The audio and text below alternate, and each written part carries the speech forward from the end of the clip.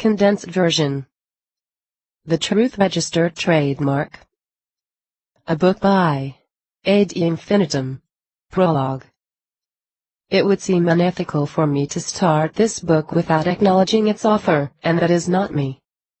The truth was written through me, and this is the most authentic and true description I can give you.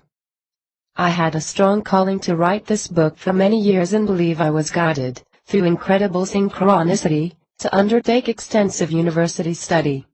Massachusetts in social ecology and M.Ed. in transformative leadership.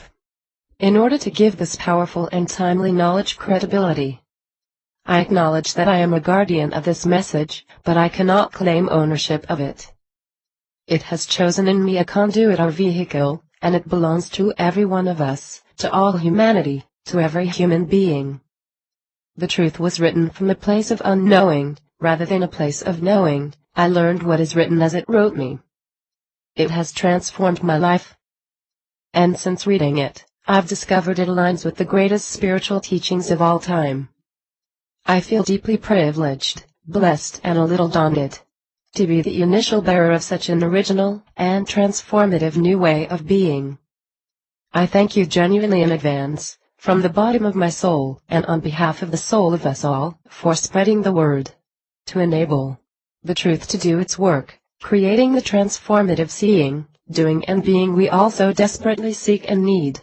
To birth a new world. Yours, as one with you, and with the deepest love. Ad infinitum. I am by no means perfect. I'm part of the collateral damage, just like everyone else. Introduction. The way you perceive yourself is what enables, or disables, you. In our current Western culture we function as part of an established system. However, without awareness, many of us lose ourselves in this system.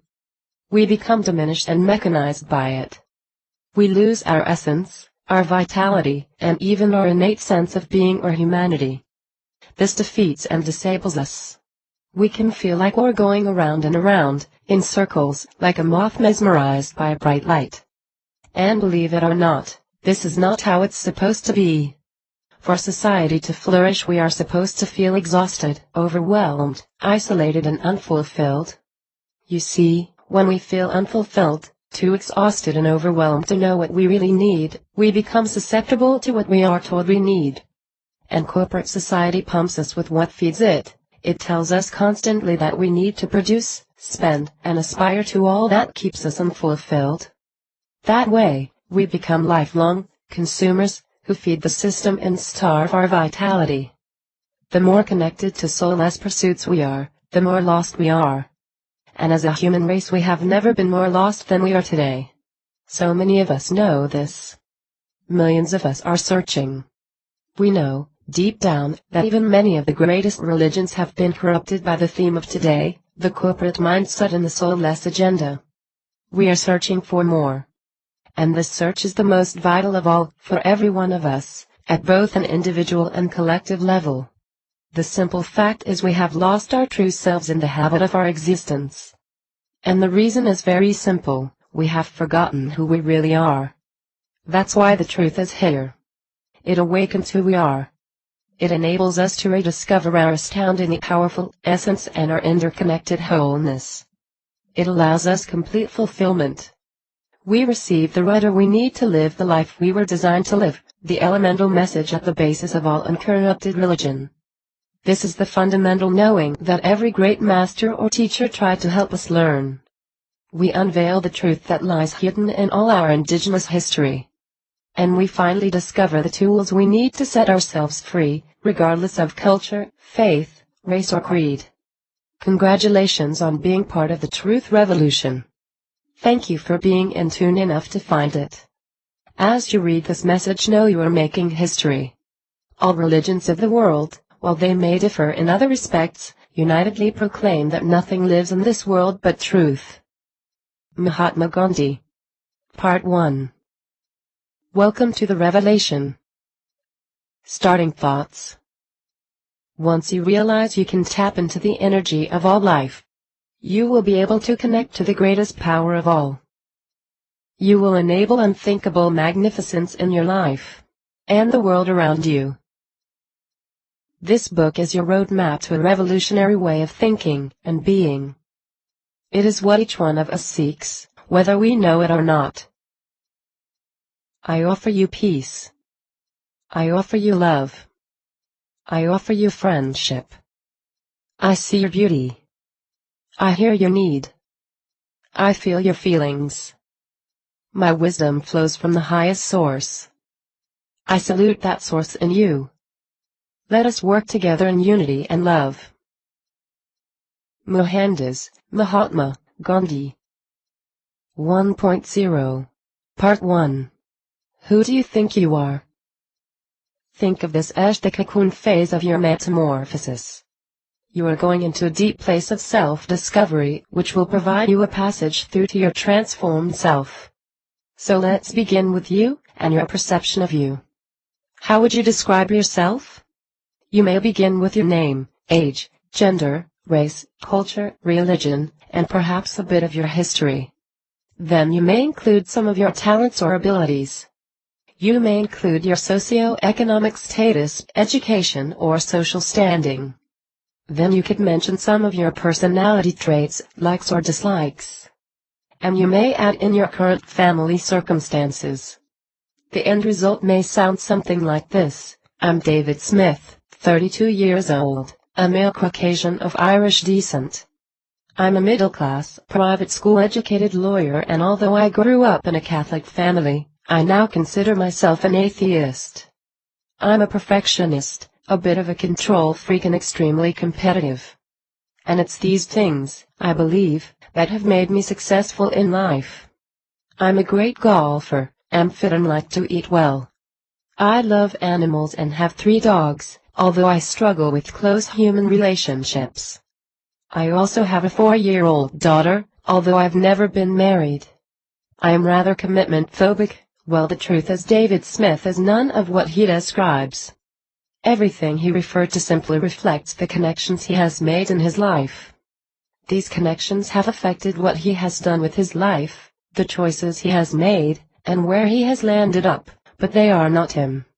He is beyond all of that. Before we go into who David really is, and who we really are, we first need to look at the power of connection.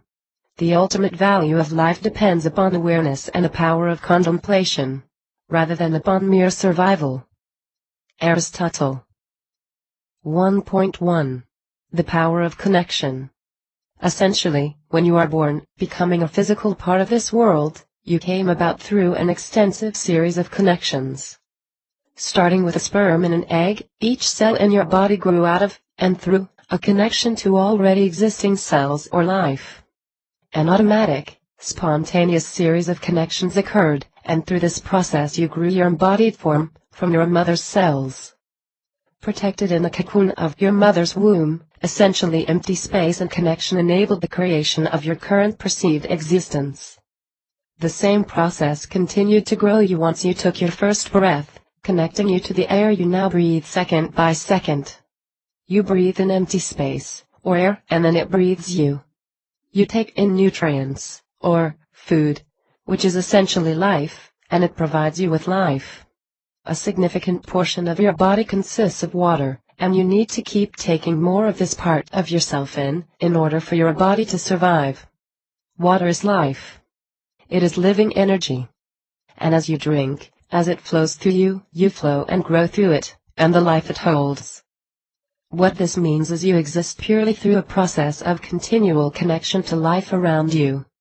This applies practically to your living body and being.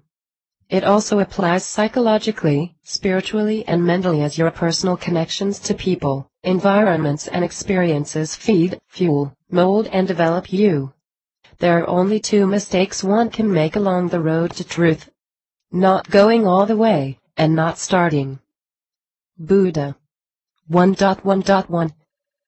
Imposed connections. As a baby and young child, your experiences and just about everything you learned were imposed upon you. You learned what your parents or guardians, and the world you were exposed to, taught you. Your experiences shaped you, but you did not choose or determine them. In all likelihood, you will have learned things like, how you fit into the world, your personal value, what differentiates you, how safe the surroundings are, whether people are good, kind and dependable or not, what love is and how to express it, how you should behave, what matters most, and how people of your gender, race, religion, culture, social standing and economic status should think, feel and act.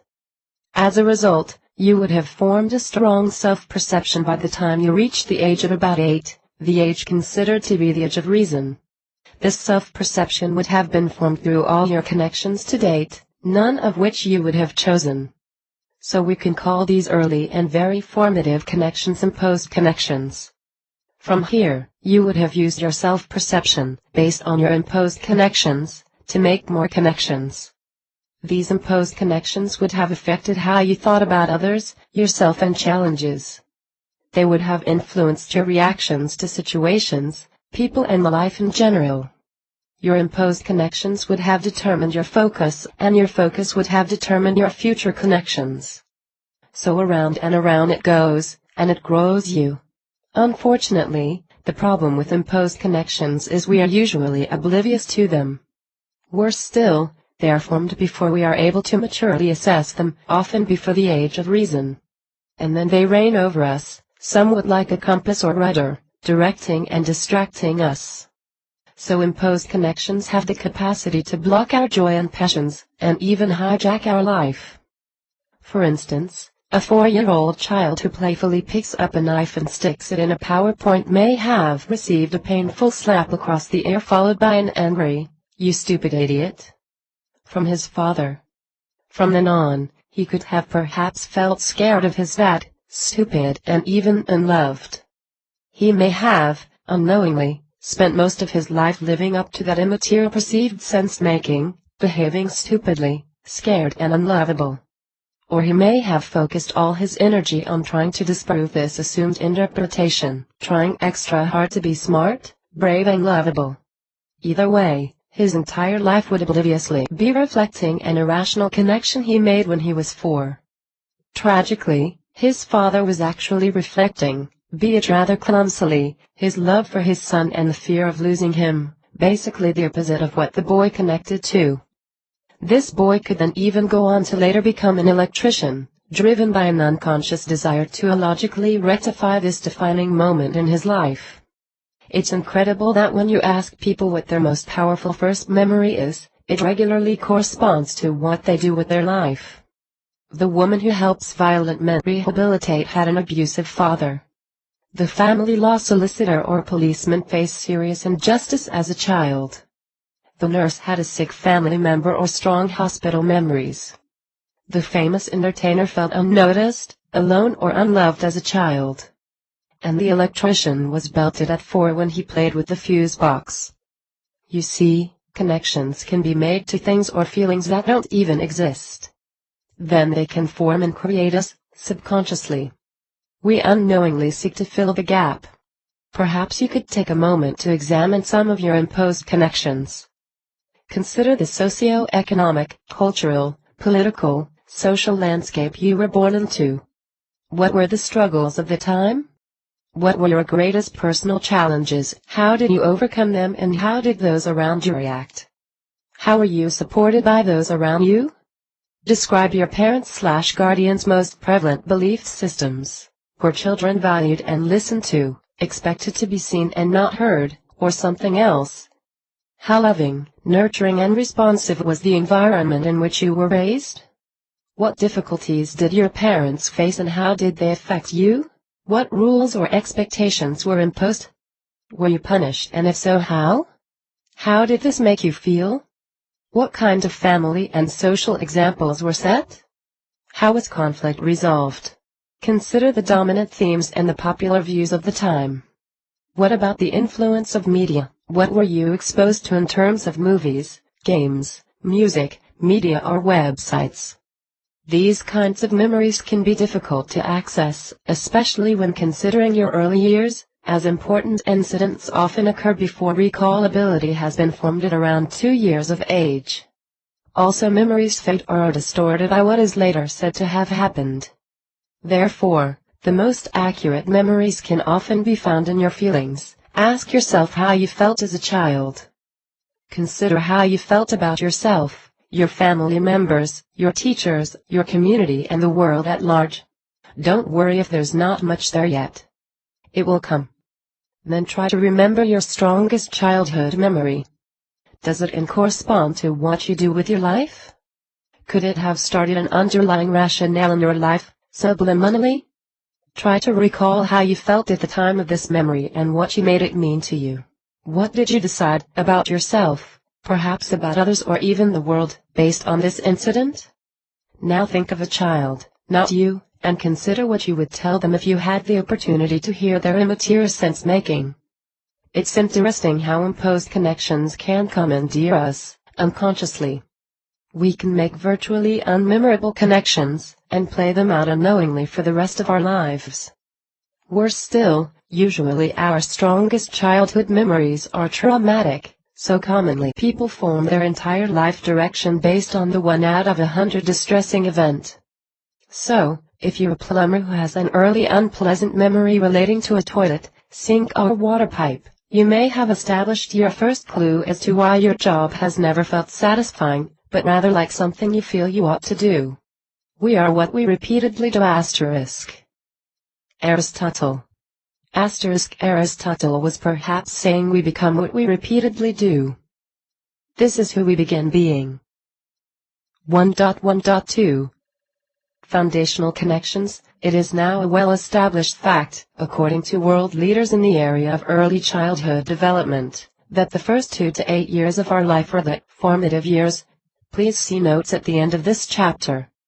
The first 6 months are considered to be the most formative, the first 2 years the next most formative, and so on until we are around 8 years of age, at which point our underlying personality is believed to have been fully formed. We now know that our brain development is permanently altered, and our emotional memory, constructed through our early childhood experiences, our early imposed connections. This is despite the fact that often our most fundamental emotional responses are to events we cannot consciously recall because they happened before the age of 18 months when recall ability was not yet developed. Mate, G. 2010. For this reason, just as a fish in polluted water will perish or a plant in barren soil will wither, a neglected baby cannot flourish. These early years could also be called the imprint years because what happens to us then stays with us for life like a permanent stamp in hidden huntsman. We then continue to react to our environment, as we are still forming, but based on what is formed already. We begin to make our own decisions and choices, and we decide what we connect to, based on what we have already decided life means. And what we have decided life means depends on our imposed connections. So what appears to be our free choice is actually a reflection of an interpretation of our imposed connections. The big choices we make about what is fundamentally right or wrong, acceptable or unacceptable, are all based on what we received in our foundational years. They can therefore be called foundational connections. What this means is we continue to make connections that form us, direct us, enable or disable us, based on subconscious connections we made before we could walk or talk. For example, your grandmother may be a wonderful nurturer. This may be something she gifts the world. If you look back far enough, though, you will undoubtedly find a very good reason for her comforting nature.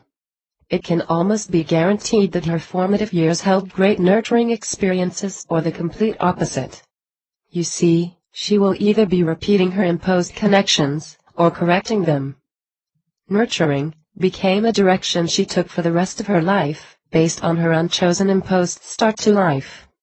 So, nurturing became one of her foundational connections.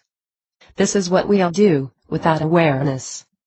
Our foundational connections reflect our fundamental choices and views, our underlying belief system and values.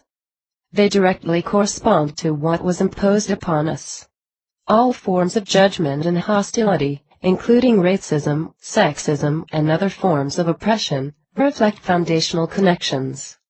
They reflect our ingrained programming, not who we are. Often wars are started over foundational connections, and not just on a global scale, but also between husbands and wives, or neighbors and community members. You may, for example, land yourself with 2 kids and a partner who constantly seems unsupportive. You could spend years and hundreds of dollars on counseling, only to realize the entire problem between you comes from your foundational connection to the principle, marriage equals equality. Your partner may have a completely different foundational connection, perhaps, the man is the head of the house. Until you both understand where the contradiction is coming from, it's unlikely you will ever find a real resolution. Additionally problematic is we often assume that the people we are most compatible with, or close to, share the same foundational connections as us. This frequently leads to disappointment or conflict. In fact, the strongest relationships often face these value-style clashes, and that is why love sometimes turns into hatred. Siblings can argue over different individual interpretations of the same imposed connections. They can't play out opposite responses to the same start to life. For example, one may form foundational connections that repeat a cycle of aggression or manipulation, while the other may shun away from that, completely becoming extremely gentle and honest. Obvious clashes would then arise. We see these clashes regularly between parents and children, as parents assume their kids should share their own foundational connections. This is not only unreasonable but impossible because we are all individuals with unique life experiences and a distinct interpretation of them. Additionally, as the example above demonstrates, we commonly form foundational connections that directly oppose what we were exposed to. For instance, if we were hit as children, we could smack our own children, or we could passionately disapprove of any form of violence against children. Therefore, our foundational connections could conflict with our parents completely. And that can cause great contention. Knowing this is liberating. For example, if a son reveals the fact that he is gay and his father orders him out of the house, he would feel deeply wounded and abandoned. However, if he understood that his father's foundational connections, which may for instance stem from his imposed connections of a deeply entrenched religious indoctrination, he would know that his dad is not able to make a free choice. He is instead automatically responded to a subconscious pre-programming that he has no awareness or control over. Understanding this, the son would be able to see his father as being caught in a trap. Then, instead of fueling the anger and ignorance with more anger and ignorance, the son would be able to understand his dad's predictable reaction compassionately. The whole situation becomes a lot less personal. This is why we often see remarkable patterns repeated. Is it a coincidence that so many of us become either just like our parents, or the exact opposite? I would suggest not. We are reflecting our connections to our past, either through avoiding them or replaying them. When we do that without awareness, we are allowing our connections to control us rather than being in control of them. And what this means is we have lost who we really are. The significant problems we face in life cannot be solved at the same level of thinking we were at when we created them. Albert Einstein. 1.2. Finding freedom. When we lose who we really are, we feel lost. No matter how hard we try to feel fulfilled, to feel less empty, to feel less lost, it simply cannot work when we have lost ourselves. When we think we are our foundational connections, and we allow imposed connections to steer us and define us, subconsciously, we abandon our true self. We lose our essence. And we lose what is essential to our purpose, meaning and vitality. We become trapped in connections that govern us, without our knowing. Some may be destructive to us, and others constructive, but we have no discernment because we are completely oblivious to what is driving us, and to who we really are. The great news is this trap is completely reversible. Freedom awaits you. And it's much simpler than you may think. All that's required is awareness. Once you recognize the truth, your perception of yourself, and every living being, will alter. Instantly. And you will be set free. Automatically. Consider for a moment, Bobo, a circus elephant. No one could believe it when they saw Bobo standing in the middle of a park, with no fence or restraint. He just stood there, swaying and treading grass. People wondered why he didn't wander off, or even wander around. What an amazing elephant! Well, Bobo had been chained, with a very short 3-foot chain, to a post for the first few years of his life. These were his formative years. Then later, his shackles were removed. But Bobo stood, every day, in the same spot, still confined to the tiny single square meter of ground around him. His previously enforced boundaries forever enslaved him, despite the reality of his freedom.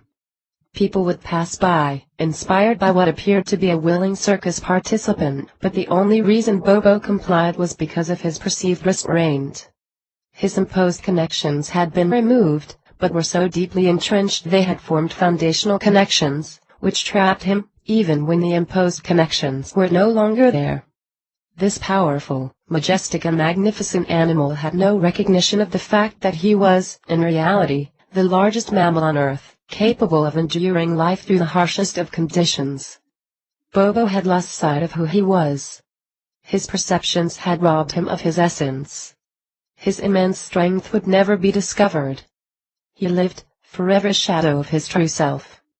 Without awareness, every one of us is at risk of living trapped, an unfulfilled trace of ourself, by our own sense of who we are.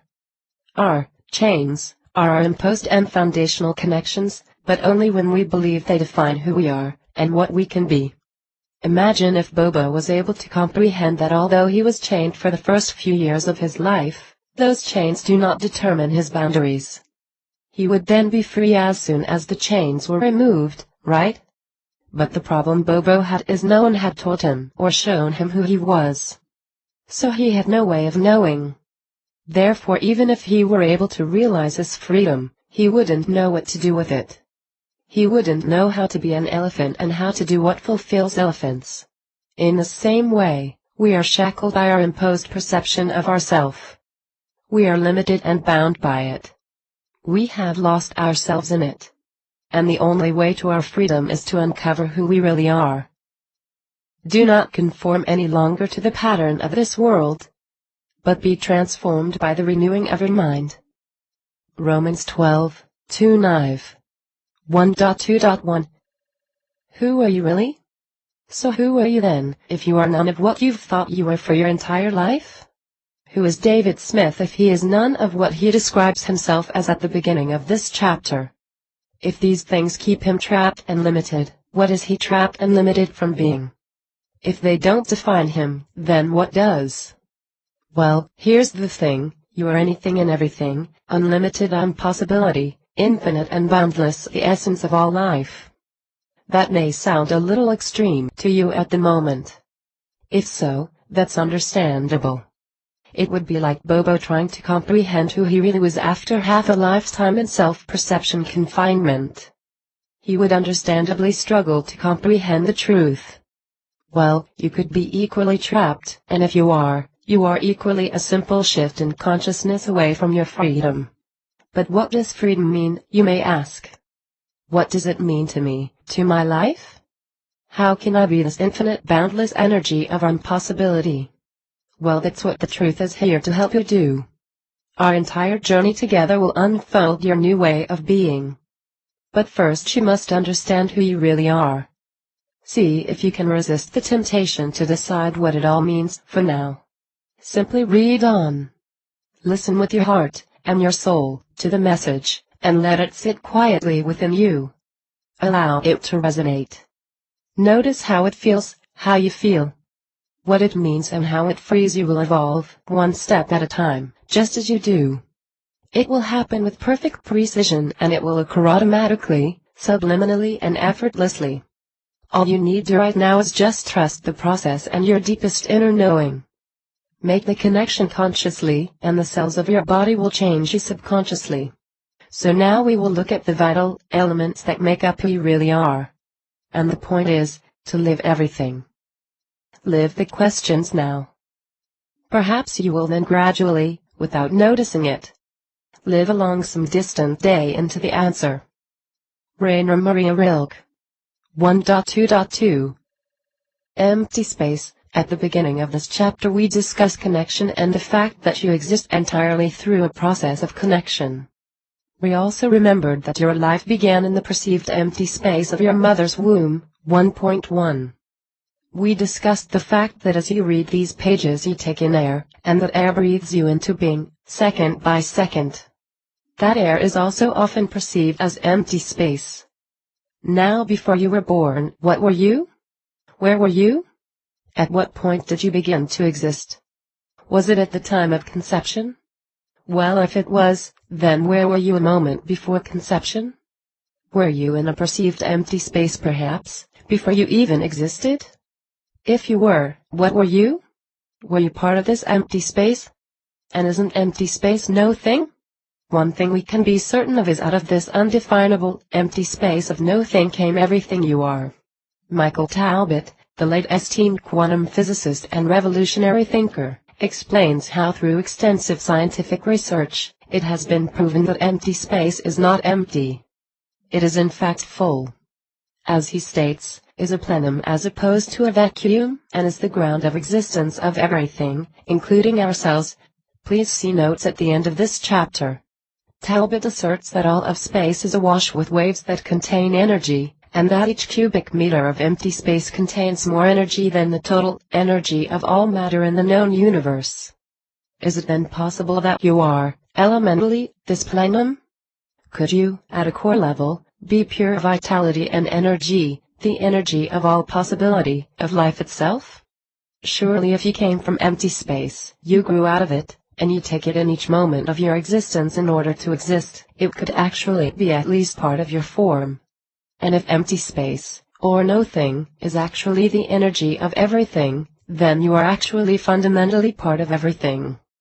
And there is actually no limit to what you can be, do or create. Sound phenomenal? Well, you are. Nothing exists except atoms and empty space, everything else is an opinion. Democritus. 1.2.3. Life-generating energy. If you are, elementally, part of this energy of all existence, then you must be part of the essence of existence. And if all existence comes from this energy, then you must be intrinsically connected to and interconnected with all life, past, present and future. You share your source of existence with all other existence, and you are ultimately part of all other living energy. Finally, if you are, at least at a root level, part of the energy of all life, you must also be fundamentally life-generating energy. Because what else can the energy of all life be but life-generating? Now think about water again for a moment. You probably know that your physical body is made up of around 60% water. And in order to survive you need to constantly give your body more of what it at least partially is, water. In fact, without water you would struggle to live much longer than 2 or 3 days. And think about air, or empty space. How long do you think you could live without that? Well, is this not also because you need to feed yourself with what you fundamentally are? So if you essentially are life-generating energy, then in order to thrive, it makes sense that you will need to feed yourself, or surround yourself, with as much life-generating energy as you can. Make sense? There is only one breath. All are made of the same clay. The light within all is the same. Guru Granth Sahib. 1.2.4. Source energy. Every living creature or organism is alive because of one reason only: it possesses living energy. Living energy is life. Without it, we would cease to be alive. In fact, even non-living forms hold living energy, they carry the energy of life around them. Energy generates life, using connection as a process. But where does life-generating energy come from? Let's go back to your conception again. What generated your initial connection, sparking the beginning of your life? How did that sperm know where to go and what to do? Who was directing it? Was the sperm already an aware living entity, with its own mind and sense of direction, or was it directed? If it was directed, what directed it? How did the egg know what to do when the sperm came along? What made them, now connected, move to the perceived empty space of the womb? Did they have consciousness yet? Did they know they were about to grow this tiny seed into your life? What made your seed grow? What makes any seed grow? How does a flower know how to blossom? How does the sun know how to rise? How does a consciousness occur in a fully fledged human being as a result of a woman's egg and a man's sperm? These questions, and many more like them, are the timeless and unanswerable questions we will forever ask. We will never have a definitive answer, although many religions will profess to offer one. Unfortunately, our quest for answers may be jeopardizing our ability to be who we are. Every time we claim to have an answer, we are losing potentially vital possibilities. With every claimed answer, we are shutting off the vitality that comes with living questions. There will never be scientific proof. We may never know the answers, yet we may develop a sense or feel of them through living questions. We will never find a puppeteer behind the scenes of every living moment whom we can capture and cage, examine and decipher. These mysteries will remain until the end of time. In saying this, there is one thing we know for sure. We know there is something beyond us generating life in a way we could never even comprehend. We don't need to get caught up in religion, although we can, we simply need to acknowledge this vital fact. For the sake of simplicity, let's call this mysterious and unfathomable life force source energy. This seems like a sensible name, would you not agree, since it is the ultimate life energy behind, before and within all life? So source energy makes life happen, magically or mind-bogglingly. Could you consider it possible then that this same energy can bring your life into contact with another's to create magnificent growth? This energy brought the egg and sperm together, two previously separate living entities that had no conception of one another until they came together to create your conception. Could it not then also create and generate other incredible life-generating connections? If so, how could you help enable and encourage the process? Would it make sense that to enable and encourage the process, you could connect to it, this source energy? As a matter of fact, arguably you came from this source energy in the first place, did you not?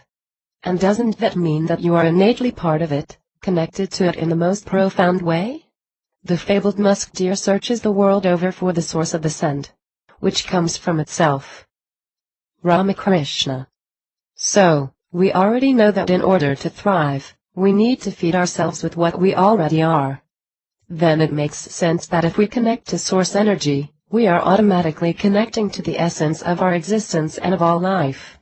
Surely nothing could be more powerful and enriching?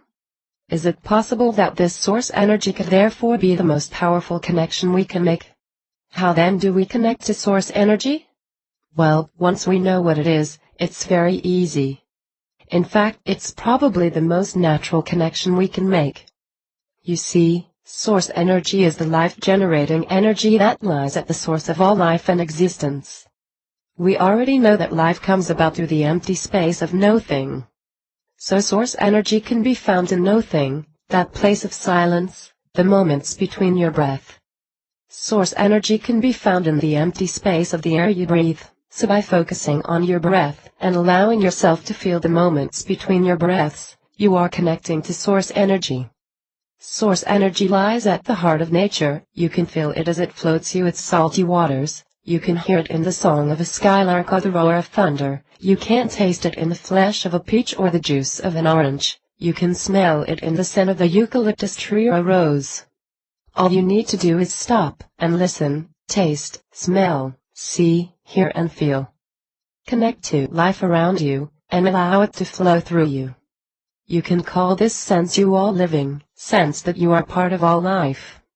Source energy is everywhere, and you can connect to it in the moment-to-moment successions of life, the moment-to-moment changes in the tide, or the wind, the moment-to-moment reshaping of the clouds or the stars, the moment-to-moment flicker of a fire or a candlelight, the moment-to-moment exchange of air and life as you become mesmerized by the miracle of your own existence.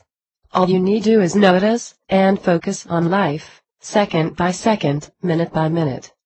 You can think of this also as successional living. And it enables success in all life. You can speak to source energy. And you don't need to do it out loud. It doesn't matter whether you call the source energy greater energy, the universe, God, or any other title. Neither does it matter whether you call what you are doing prayer, meditation, connection, or anything else. What matters is that you make the connection. Then you will plug yourself into the power source of all life. Listen to your deepest feelings. Be guided by your intuition, your inner knowing, for this is the voice of source energy, driving you to impossibility. Resist the temptation to make sense of it all. Then just trust. Let it be. Flow with life, and allow life to flow with and through you. Don't be surprised though, when you do these things regularly, your life will change remarkably. It will feel like you've replaced your A4 batteries with electricity. This is the most powerful connection in the universe. Self-realization means that we have been consciously connected with our source of being. Once we have made this connection, then nothing can go wrong. Swami Paramananda. 1.2.5 Love. What is love? Love has been tossed around almost slanderously in agenda-driven campaigns, from politics, advertising and movies, to dysfunctional relationships. It has therefore unfortunately lost much of its meaning. In fact, many of us will admit to not really knowing what it means or how to describe it. We feel it, but what is it? All we do know is it's something magnificent that cannot really be defined, a bit like us ourselves, huh? The truth is love is all that is life-generating. Anything else is not love. Source energy is the source of all life, so it is the ultimate life-generating force. So source energy is pure love. And you came from source energy, which is pure love, so you too are inherently pure love. Your task is not to seek for love, but merely to seek and find all the barriers within yourself that you have built against it. Rumi. What this means is the more pure love you connect to, and the more you act and be from the core of your being, which is pure love, the more authentic you will be. You will be who you were born to be. And you will be feeding yourself with the most fulfilling and nourishing food available to you. Love. Love what is in, deep within, you, and every one of you. Love all. And then you will know love. Then you will know yourself. It is unlikely a coincidence that those who have spent their entire lives researching what we require elementally to be fulfilled and happy generally agree that once our basic physiological requirements are met, such as food, water, shelter and sleep, we all need to feel secure and connected deeply to others through meaning and love. Abraham Maslow's hierarchy of needs provides a famous example. This is how we thrive as opposed to simply survive. Love provides us with a meaningful and worthwhile sense of purpose. It gives us what we most need in order to live a fulfilled life. Viktor Frankl, a leading neurologist, psychiatrist and Holocaust survivor, was awarded 29 honorary degrees for his contribution to individual freedom. He attributed meaning in life and something to live for, or someone to live for, as our driving motivational life force. He believed that without a love-directed sense of purpose, we wither, losing survival incentive. What this means is our primary need is to belong, to love and to be loved. Concentration camps provided evidence of this fact, with those who had someone or something they loved deeply and wanted to live for, surviving those who did not. Then after the war, Frankl discovered mundane and meaningless everyday lives, directed in loveless ways, resulted in depression and a reduced desire to live. The truth? That love is the ultimate and the highest goal to which man can aspire. Viktor Frankl. So lack of love, loving others, being loved, and coming from a place of love, makes us unloved. And if, elementally, we are love, then we feel in ourself. We feel lost. And we call it feeling unwell. We wither like the plant in nutrient-deprived soil, because we are starving ourselves of what we most need to thrive. 1.2.6 1. If all life comes from the one source, and every living being is interconnected at an organic root level, then it follows that we are all essentially one. We are one, after all, you and I. Together we suffer, Together we exist and forever will recreate each other. Pierre Teilhard de Chardin. We are like cells in a body. We are separate, individual parts of the same body of existence. We, as humanity, form a greater power, and all add up and work together to function and keep the greater body we all live and exist in alive. We are indwelling and interdwelling, despite our perceived separateness. You may have heard of the term, butterfly effect, made popular by the movie of the same title. The late mathematician, meteorologist and pioneering chaos theorist, Edward Lorenz, coined the term. It questioned whether the flap of a butterfly's wings in Brazil could set off a tornado in Texas. And it was determined mathematically that every tiny part of anything affects everything. It's not a romantic illusion, but a scientific fact. For this reason, each action, thought and feeling you live is a small mirror or reflection of your larger self. And, by the same token, each action, thought and feeling we each live affects every one of us. We are not as separate as we think. There's a name for this in chaos theory also, fractals. The idea is you can look at a drop of water to understand the sea. Kuhn, L. 2009. Well, in the same way, you can look at one thought, one feeling or one action in yourself, to understand your, me. And you can look at one person to understand our, we. You can't learn a lot about something massive by looking at a minute part of it. Likewise, small actions can create and generate great and unexpected change, in anything, anyone, and everything. Michael Talbot explains how when a holographic rose is cut in half, each half will contain within it the entire whole. He asks us to consider the fact that, similarly, for example, when an embryo is divided, we don't get half a baby, instead we get twins. He suggests that this, and countless other forces of nature, prove a commonality between our existence and holograms. Within each whole are an infinite number of smaller wholes. Perhaps our perceived separateness is keeping us divided, dismantled and lost. Although still groundbreaking, these findings are attracting the attention of scientists worldwide. Basil Healy, a physicist at Birkbeck College, London, informs us after examining these findings. We must be prepared to consider radically new views of reality. Basil Healy. Not that we need an explanation, but this theory would explain how within what appears to be no thing is everything. It, and the fact that we are innately interconnected, further demystifies, at least to a certain extent, paranormal phenomenon as well as miraculous healing and synchronicity. It proves that at an elemental level we are all smaller parts of one larger whole. Our body itself provides evidence of this life property. Iridology, reflexology and acupuncture, for example, rely on the understanding that tiny points on our body can be interpreted or manipulated to repair or affect our greater body. A pinpoint on our foot, for instance, stimulated appropriately, can help restore the whole of our liver. These traditional healing arts are becoming increasingly popular as their successes often outweigh that of Western medicine. On an individual level, we can't fix large parts of ourselves through small changes.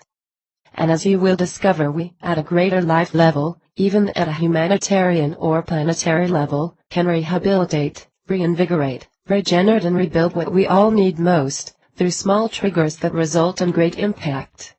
Think of this wise saying, what's the difference between wellness and illness? Wellness involves we, and illness involves I. 1.2.7. Interconnected web, esteemed quantum physicist. Bohm was mind-blown by Lane Aspect and his team's potentially revolutionary discovery in 1982, at the University of Paris. Aspect found that subatomic particles, such as electrons, communicate with one another, instantaneously. The distance between these particles made no difference, they could be a few feet apart or 10 billion miles away from one another. These findings bring Einstein's theory that communication can never travel faster than the speed of light into question. They also provide scientific evidence confirming the fact that we are all interconnected. Please see notes at the end of this chapter. Bohm describes our universe akin to a kind of giant super hologram, whereby our objective reality can be affected or even created by what we put into it. This means that every thought you have, and everything you do affects everyone and everything. As our human bodies are made up of protons, neurons and electrons, in the form of atoms, then it makes sense that cells in our brain, for example, could communicate instantly and simultaneously with cells in our liver or leg, for argument's sake. It also suggests that cells in my heart could connect or communicate instantly and simultaneously with cells in your brain and your heart. In fact, our cells could instantly and simultaneously connect to and communicate with subatomic particles that comprise each star lighting the night sky, each fish decorating the seabed, and each leaf oxygenating the air. It's even possible, and perhaps likely when applying this theory, that these kinds of connections and communications are happening all the time, but we are simply not allowing ourselves to see them, perceive them, connect to them, or be attuned to them. We are unable to feel them, sense them, and be consciously part of them. So, we are unable to interpret and compute these connections, despite the fact that they exist. In the same way that billions of people starve or suffer every day in our world, even in houses or suburbs next door, while others live a comfortable existence, we live our lives disconnected to all kinds of realities. However, the realities still exist. We simply don't see them, so we don't take them in, and they hence are not part of our reality, even though they are in fact our greater reality. We are part of, and connected to, all we know and everything we don't know, whether we know it or not. To see the world in a grain of sand, and a heaven in a wildflower, hold infinity in the palm of your hand, and eternity in an hour. William Blake. Once we accept we are inherently and indelibly interconnected, we will open pathways that will take us to brilliant, currently inconceivable, destinations. 1.3. What it all means. What it all means is the labels and definitions we give ourselves do not define us, they confine us. Just as the baby elephant is eluded by early imposed boundaries that no longer exist, any superficial definitions of ourselves keeps us equally trapped and diminished, through sheer false perception. If you were fortunate enough to grow up with reliable, loving, nurturing and responsive care, the imposed connections they provided would have nourished you. You will be much more likely to naturally, automatically develop foundational connections that grow and enable you positively. You will be more likely to forge healthy relationships and connections. However, if you were isolated, emotionally abandoned, betrayed or abused, you, through no fault of your own, could have found yourself subconsciously following a destructive connection path until such time as you were actually able to see what you are unknowingly doing. And even those who believe they had the perfect formative years will have gathered imposed connections, which will have affected their foundational connections, for both better and worse. The point is, once we know what has been forming us up until now, we can choose to be reformed, instantly. And it will happen automatically. All that's required is a change in perception, awareness and consciousness. Mind is consciousness which has put on limitations. You are originally unlimited and perfect. Later you take on limitations and become the mind. Rama Maharshi. There's a complex term known as autopoiesis, in chaos and complexity theory, used to describe the self-generating, automatic and continuous process of life and survival. Please see notes at the end of this chapter. But you don't need complicated words to understand that magically, miraculously, every millisecond, your heart beats, your blood pumps and your organs continue to thankfully automatically repeat patterns, self-generate and adapt in order to keep the organism that is you alive. Not only do you do this, but you also automatically evolve to suit your ever-changing environment. To put it overly simply, the point of this entire book is about reawakening yourself, and reminding you how to naturally evolve, flow, flourish and grow, magically, miraculously and magnificently, with and through the process of life itself. This is the ultimate human journey. It is why we are all here. And it provides us with the knowing and sense of belonging we all long for. So, first and foremost, begin here by celebrating the miracle you are. Every second that you are alive is living proof of how energy and connection work magically in action. Then realize you are none of what you thought you were. You have never been what you were told you are. What you are is unlimited free life generating energy. You are embodied love. And you are interconnected in the most profound and powerful way to the source of all life and to every living being. Step by step, as you read ahead, you will discover how to apply this knowing to your day-to-day life. Your life will transform automatically and transcend your greatest dreams. You will find ways to apply this breakthrough practically. The theory will completely alter your grounded reality. You will uncover the patterns that keep you entrenched in diminishing dogma and lost. You will break these old habits easily. You will see the light and begin living your truth. What may feel like an epiphany now will seem like the most familiar thing you've ever known. Just let it happen. Trust. This process will unfold you, subliminally. You need do nothing. For hundreds of years our worldview has been shaped by a scientific story describing isolated beings competing for survival on a lonely planet in an indifferent universe. I intend to explore the enormous implications of the new scientific story unfolding, which shows that at the subatomic level, we are not alone, but are part of a vast quantum web of connection and evolution. To be true to ourselves and our most fundamental nature, we must remake our world anew. Lynn McTaggart. Author's note. Take time to gather yourself. If you're like most of us, you may feel like your head is spinning. You could even be feeling a little disorientated right now. I know when I received this new insight or learning, it took a good few weeks to digest.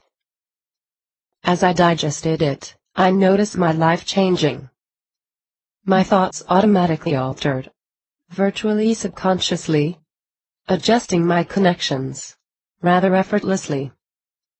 My life began to change, quite unbelievably. I noticed more coincidences occurring, more magic. I simply felt like I was beginning to flow with life, rather than fight it. I invite you to take a break, for a day or two, or a few days, from reading at this point. A break now will not be a waste of time, but rather a part of your passage through. Often breaks allow breakthroughs. You may not notice questions arising as you engage in living the learning, but they will.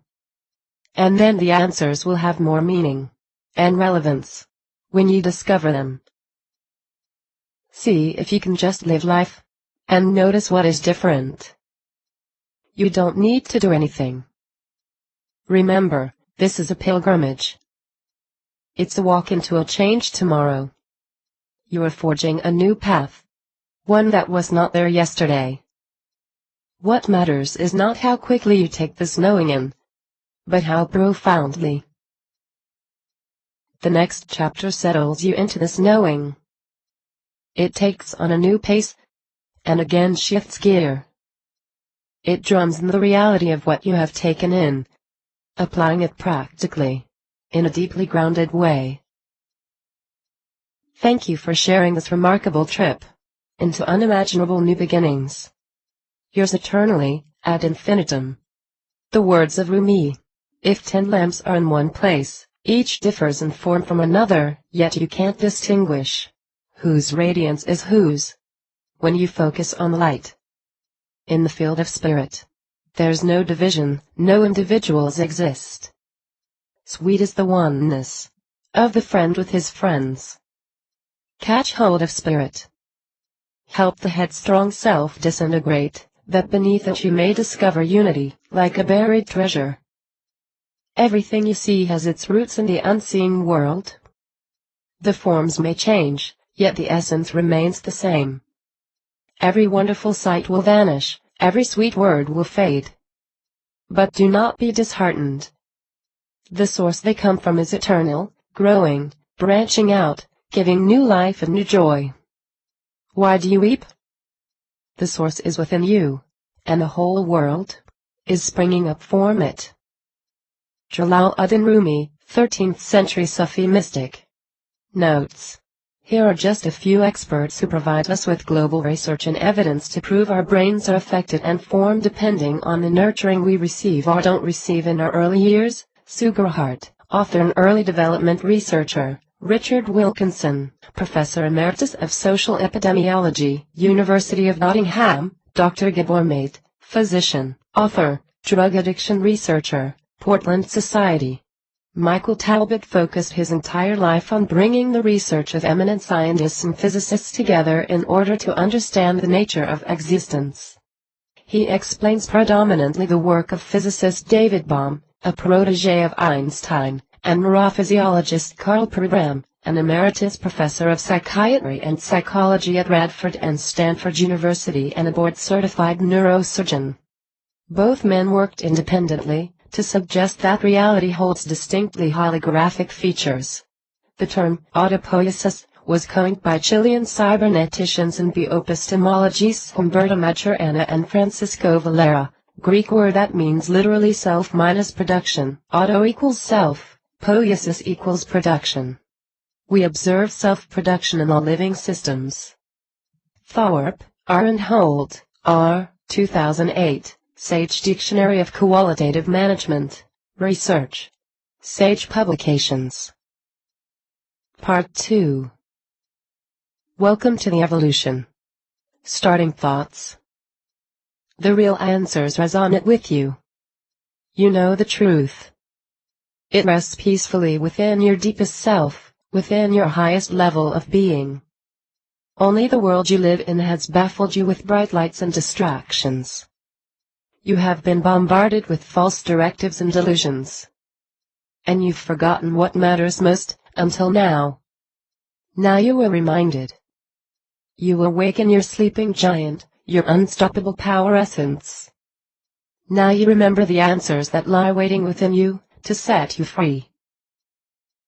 Each soul in entering the material experience does so for the purposes of advancement towards that awareness of being fully conscious of the oneness with the creative forces. Edgar Cayce. 2.0 Part 2. Knowing and being your true self. You are still in the cocoon phase of your discovery. You are safe here, in the retreat of these words and this incredible truth. Now you are about to discover the vital tools required to take you into your surrounding world completely transformed. And then your surrounding world will begin to transform within through you. You have delved into a deep place of self-discovery and you now understand what you are not. You have learned how society and both conscious and subliminal influences can brainwash you into believing you are a shadow of your true self. And you have seen how easily we can all become zombified by the systems we live in. Knowing this sets you well on your way to living a brand new life, as your powerful, liberated core self of impossibility. Those who have already traveled this journey unanimously feel that the message awakens an inner knowing, a much more natural way of being. And it happens automatically. It simply awakens the cells in your body to what they already know. They know the truth, and when you consciously know it too, every part of your being is given permission to work as one in order to be powerful again. For this reason it is a form of cellular knowing. This means there is no need to follow routines, steps or lists of things to do. The truth transforms you without even trying. It reforms and recovers you. Deep down, you subconsciously enable your entire being to harmonize and flow. All you need to do is know the truth, and then just trust whatever unfolds from your new way of seeing and being. It needs to be noted that we are forming a new language through our journey together.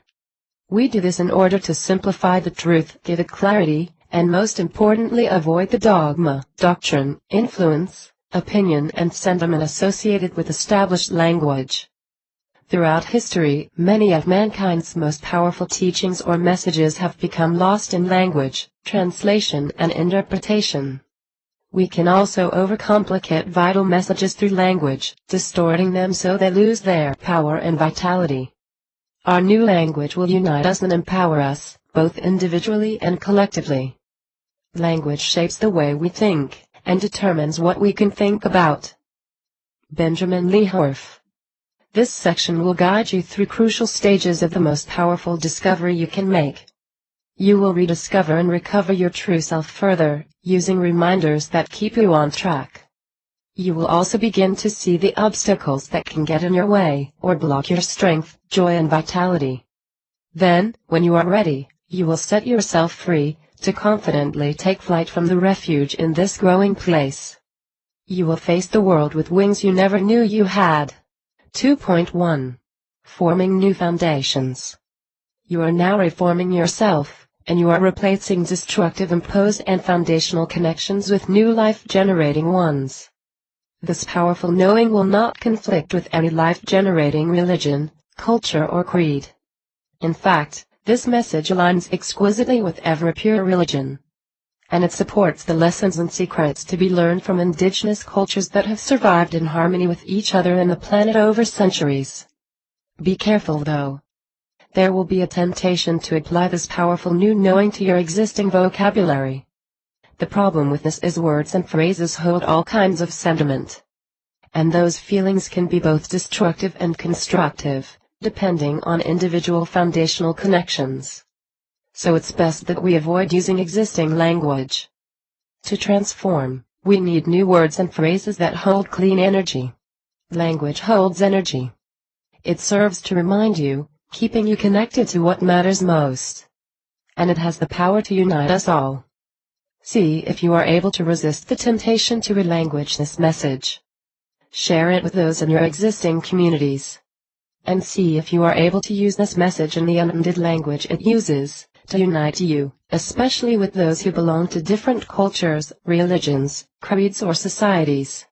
Below we look at some of the basic principles of this message, and we continue to create the language that will unite, protect and free us. We must be prepared to consider radically new views of reality. Basil Hilly. 2.1.1 Illusionary Self. Let's start by creating a common term for the false sense of yourself you are given by those around you and society. As you now know, that you is in fact the opposite of who you really are. It's an entranced, autopilot version of your true self. This self is a learned, habitual way of thinking and being that has nothing to do with your true self. It simply reflects historical patterns imposed upon you. And it can be released the minute you see it for what it is.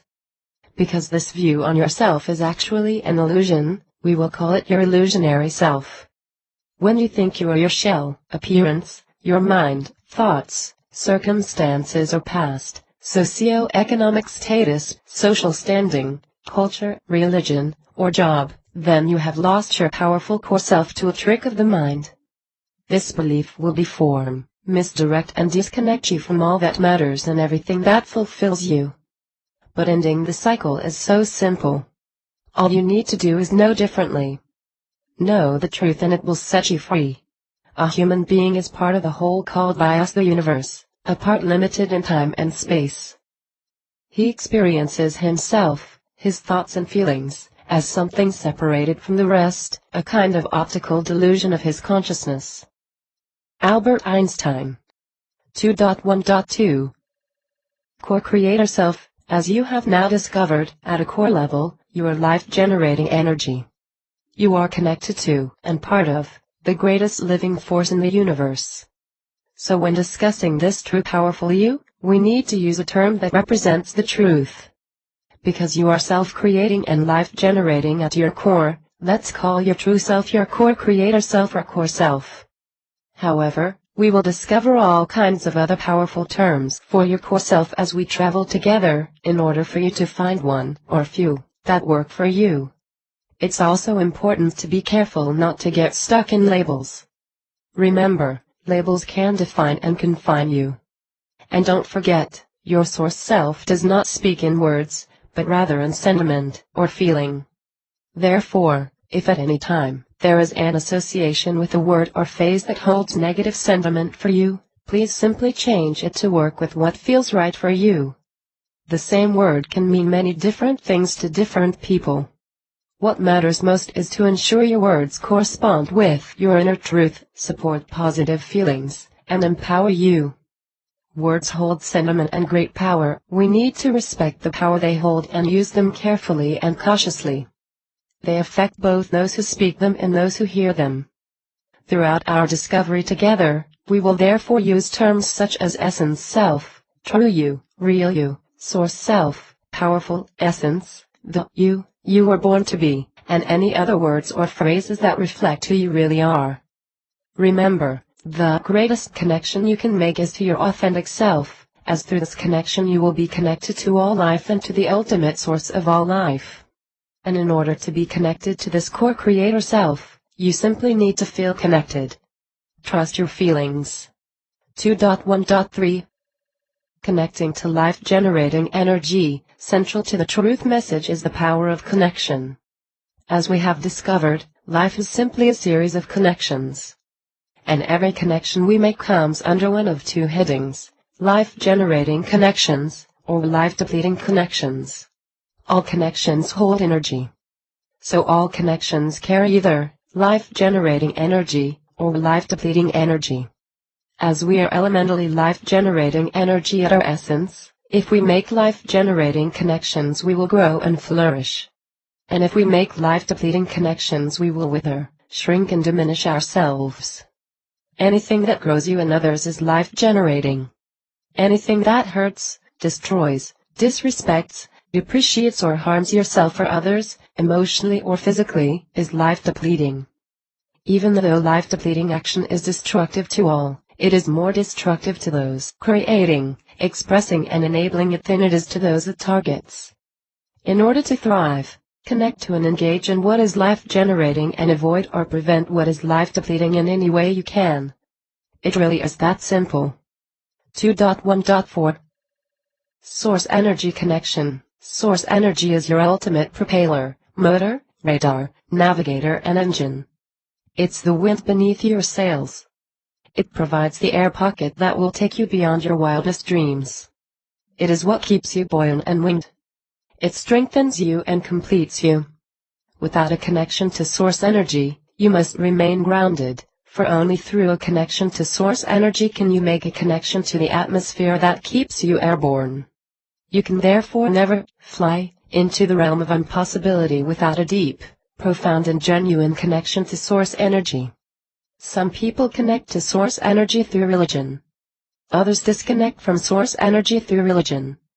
Fear tactics used by some religions to drive an agenda or exert control is the antithesis of source energy, or what religions often refer to as God. Source energy is love-driven. And power, fear or division is the opposite of love. All religions, in their pure form, will tell you God is love. And power, fear, division, judgment, oppression, hatred and self-righteousness are the opposite of love. So going to war, for example, in the name of religion, is a complete contradiction. No pure religious leader would ever support this. We need to look at the groups we are part of, including the religious groups, and examine what they are doing. If they have a love-directed, life-generating focus that accepts and respects others, they are legitimate. If they are driven by self-righteous directives that are judgmental, or are sin or punishment-focused, then we can be confident that the truth and pure message of their original faith has been lost. How we connect to source energy is irrelevant. What matters is that we connect. That is all that matters. True religion has a universal quality. It does not find fault with other religions. Forgiveness, compassion, tolerance, brotherhood, and the feeling of oneness are the signs of a true religion. Sri Chinmoy. 2.1.5 Eternally free. Once we know how to metaphorically fly, allowing ourselves to connect to and be carried by the ultimate driving force of all life, source energy, we will always fly, even when we die. You are not your body or your exterior. The truth is you are none of the things you can see, touch, taste or sense physically. Those things are simply part of your current experience. You are unlimited energy experiencing life within the constraints of a human body for a period of time we call a lifetime. But it's not your lifetime. You existed, energetically, before you were conceived. You are part of the ultimate source energy, being no thing and everything all at once. What this means is when your body breaks down, your energy will be as free as it was before your conception. It will be unlimited and infinite. So what we call dying is simply our energy departing our body. Our body is discarded, like a shell, and we leave this physical realm. But we are energy. So we never actually end, we never die. When we become guided and guarded by our source, we sense this knowing deep down. We feel eternally free, even in our embodied form, which we know will eventually evolve or change. That is why there is really nothing to fear. We need not fear death, for it is simply the next phase of life. We never die, we simply change form, just as we have since the day we were born. The truth is source energy flies you, no matter what you form, after you die, and before you were born. Seeing death as the end of life is like seeing the horizon as the end of the ocean. David Searles. Those who have had near-death experiences provide evidence of this knowing. They suddenly experience the truth, and it transforms them forever. For example, Anita Moorjani, in her book, Dying to Be Me, 2012, reveals how, after 4 years of fighting cancer, her organs began to shut down and she entered into an extraordinary near-death experience, which changed her life. She describes how she was able to see everything about her life, past and present, including what her loved ones were thinking or feeling, all at the same time. Everything she experienced happened at once, simultaneously. Nothing was linear. She described her seeing as an energy sense rather than a seeing sense. She felt herself as pure consciousness, huge, powerful, expanded in this energetic state. She looked at her body and it just felt so small, lifeless, limp, insignificant. There was a sense of wonderment. How can this insignificant thing house this, what I'm feeling now? There was no sequential order to anything. Everything was parallel in time, somewhat like a dream. She found that the further she stepped back, the more she could see the order of the grander scheme. She realized that the essence of who she is never truly dies, regardless of what it looks like. After 30 hours in this place, or space, which felt timeless to Moorjani, she got to the point where she felt she was given the choice to come back, or not. There was no judgment. All she felt, from those who had passed over, and from everyone and everything, was unconditional love. She decided to return to her body and was released from hospital weeks later, without a trace of the cancer that had riddled her organs. It wasn't my beliefs that caused me to heal. My NDE, near-death experience, was a state of pure awareness, which is a state of complete suspension of all previously held doctrine and dogma. This allowed my body to reset itself. In other words, an absence of belief was required for my healing. Anita Moorjani. Another way to word this is that Anita Moorjani healed her body, or her current vehicle, by entering into the pure essence of who she really is. She entered the empty space, the everything and no thing that she was before she began being in her body, and the everything and no thing that she always will be, regardless of whether she is embodied or not. 2.1.6 Being one. When we understand that we are intrinsically connected to one part of the greatest energy generating all life, we expand ourselves. We expand ourselves beyond our current form. We expand ourselves into the energy we were before we were our current form, and also into the energy we will be once we leave this form. We become comfortable and familiar with who we really are, despite the limitations of our body or vehicle. This is the most liberating way to live. Through this understanding, we begin to see that both you and I came from the same omnipresent cardinal energy source. So we are in fact simply expressed forms of the same energy. We are separate embodied forms of the one greater energy. And we will both return to this shared energy source once our current realm of reality emerges into the next. When we see this, we also see that destruction of any life is in fact at the deepest level, our own destruction. And what we create, we live with, live in and go back to. This understanding is where the concept of karma originated, and even the concept of hell. However, like much of religion, these concepts which were developed to keep us doing good, have repeatedly been distorted and misrepresented by some religious groups to suit individual foundational connections and agendas. What matters is only this: to destroy, diminish or devalue others is to destroy, diminish and devalue your deepest self or essence. To live a life that is life-generating connects you to the core of who you really are, and to the source of all living energy. This ensures that your core creator self is constantly connected to the energy of all existence and to unlimited possibility. It keeps your inner energy center vital and powerful, whether you are in an embodied form or not. Then the natural process of death becomes something to be revered rather than feared. It becomes the ultimate passage through, back to your elemental source, back to the ultimate source of all life, back to the everything and no thing that unites every one of us. 2.2. Clearing the way to a new you. To break free from the limitations of your imposed and foundational connections and release your powerful essence, we need to address a few potential obstacles that may become a barrier to living the life you long for. 2.2.1 Brain babble. A big barrier to living your freedom lies in something we can't call brain babble. Brain babble is that little voice in your mind, which constantly analyzes, questions, judges, compares, values, assesses, fears, fantasizes, comforts, regrets, worries, and so the list goes on. We all have it. Many of us believe this voice is who we are. We think it is ourself, talking to us. And that is the worst thing we can do. It is not you. It is simply your brain doing what brains and minds do. Just as your kidneys or liver work constantly to filter toxins and eliminate waste, so does the organ we call your brain. The only difference between the automatic function of the kidney and the brain is you can hear your brain functioning.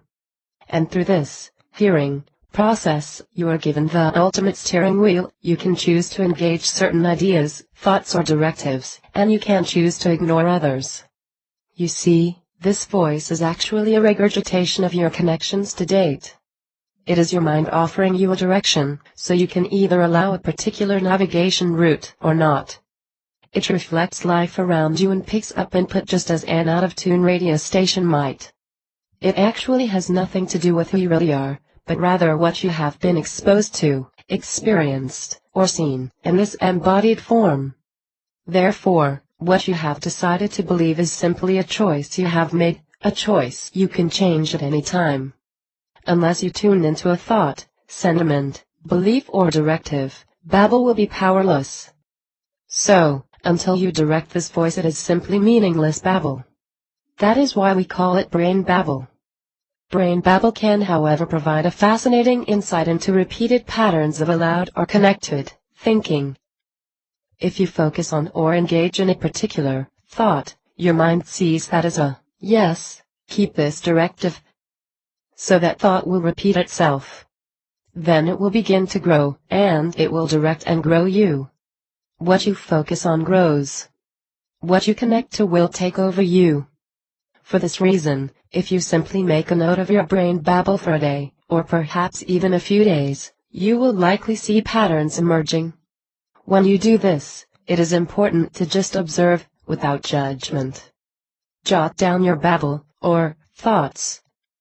Then afterwards, look over your notes, and you will begin to see what's been directing your life. You will see what you are holding on to. And you will receive some great insights about why you are where you are right now. This is liberating, as if you don't like what you see, you can change it instantly. See if you can simply allow brain babble to come and to go. Only focus on, or hold on, to that which grows you and others in positive, constructive ways. See the rest like you would a billboard on the side of the road, a distraction that you walk right past without a second thought. Only engage with what feeds your true self, your love-directed center, as that will feed all life, especially yours. Trying to block out or fight brain babble engages it and empowers it, just as entering a boxing arena makes a connection with a fighter. We simply need to give unwanted brain babble no attention, realizing it's just a function of the organ called your brain or mind. It is not you. It has nothing to do with your essence. This is the passage to inner peace and a goal of practices like meditation and yoga. When you disconnect from brain babble, you reconnect to your true self, and to all living energy, at a root level.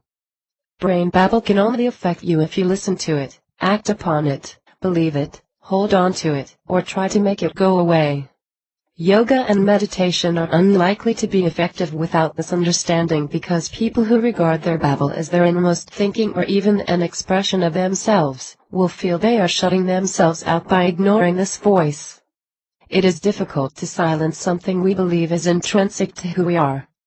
The truth is, anyone can meditate, anywhere, in any position, without a teacher, without a class, if they simply sit silently with their true inner self, allowing themselves to feel and connect to the greater energy within them, and around them, and allowing the brain babble to come and go, without any emotional response or connection. Anyone can connect, anytime, anywhere, to their inner peace, powerful essence and greater life source, even in the midst of a crowded room. Peace. It does not mean to be in a place where there is no noise, trouble or hard work. It means to be in the midst of these things and still be calm in your heart. Source unknown. Jill Bolt Taylor is a brain scientist who was struck suddenly by a stroke. She recounted her experience in A Stroke of Insight, 2009. Taylor's journey provides a rare insight into how the mind, consciousness and our energy interconnect, intersect and distort one another. Taylor recounts how when the left side of her brain shut down, what she had always known as her inner chatter, what we would call brain babble, stopped. There was no thing, empty space, silence. Taylor explains the lightness, peace, nirvana and serenity here, in the silent place. She, as a brain scientist, saw it as her right brain, her intuitive, non-logical consciousness. But perhaps, like Mo or Johnny, what she was experiencing was the incredible liberation of her pure true self, her core energetic self, uncluttered by the nonsense, the babble and the distractions. Like Mo or Johnny, Taylor describes the same sense of oneness, beauty and interconnectedness of everything and everyone. She felt in awe of the tranquility, the pure bliss and the enlightenment she experienced so fully. In the 8 years it took her to completely recover from her stroke, her view of herself and life around became powerfully transformed. Our mind represents our programming. Our brain is matter, part of the matter that contains this programming. But we are beyond both. Mind is consciousness which has put on limitations. You are originally unlimited and perfect. Later you take on limitation and become the mind. Rama Maharshi. 2.2.2 Soul food, we all know the old saying, you are what you eat? And of course it is true, we don't put unhealthy food into our bodies and expect them to be healthy. What we may not realize is that regardless of how well we eat, we will never feel complete, whole or healthy at an elemental level, unless we are feeding our energy essence with healthy energy, food, which we can call soul food. If we allow our energy to be directed by unconnected to soulless or destructive pursuits, we will feel diminished and depleted no matter how well we eat. It is vitally important to your vitality and well-being that, as much as is possible, you only engage in and connect to that which feeds your soul, or your essence, in other words that which is life-generating and love-directed. Every movie, music clip, song, news show, documentary, cartoon, magazine, conversation, internet site, social media app, video, computer game or book can either feed you or deplete you. If what you engage in involves gossip, violence, aggression, explicit or disconnected sex, exploitation, disrespectful language or a glorification of the illusionary self such as image, money, brands, looks or other forms of superficial social engineering, then it will be disconnecting and diminishing you. The truth is that it is even more important for us to feed our soul healthy soul food than it is to feed our body healthy edible food. The reason being our bodies can more easily eliminate toxins and waste. What we put into our soul, however, what we engage in or connect to energetically, changes our energy. And we are elementally energy. So the food we eat affects our body, or the vehicle we use to get around in. But what we take in at an energetic level changes who we are being, what we do, where we go and what we become. If you take in violence, it will violate you. If you play with destruction, it will destroy you. If you believe lies, the truth cannot set you free.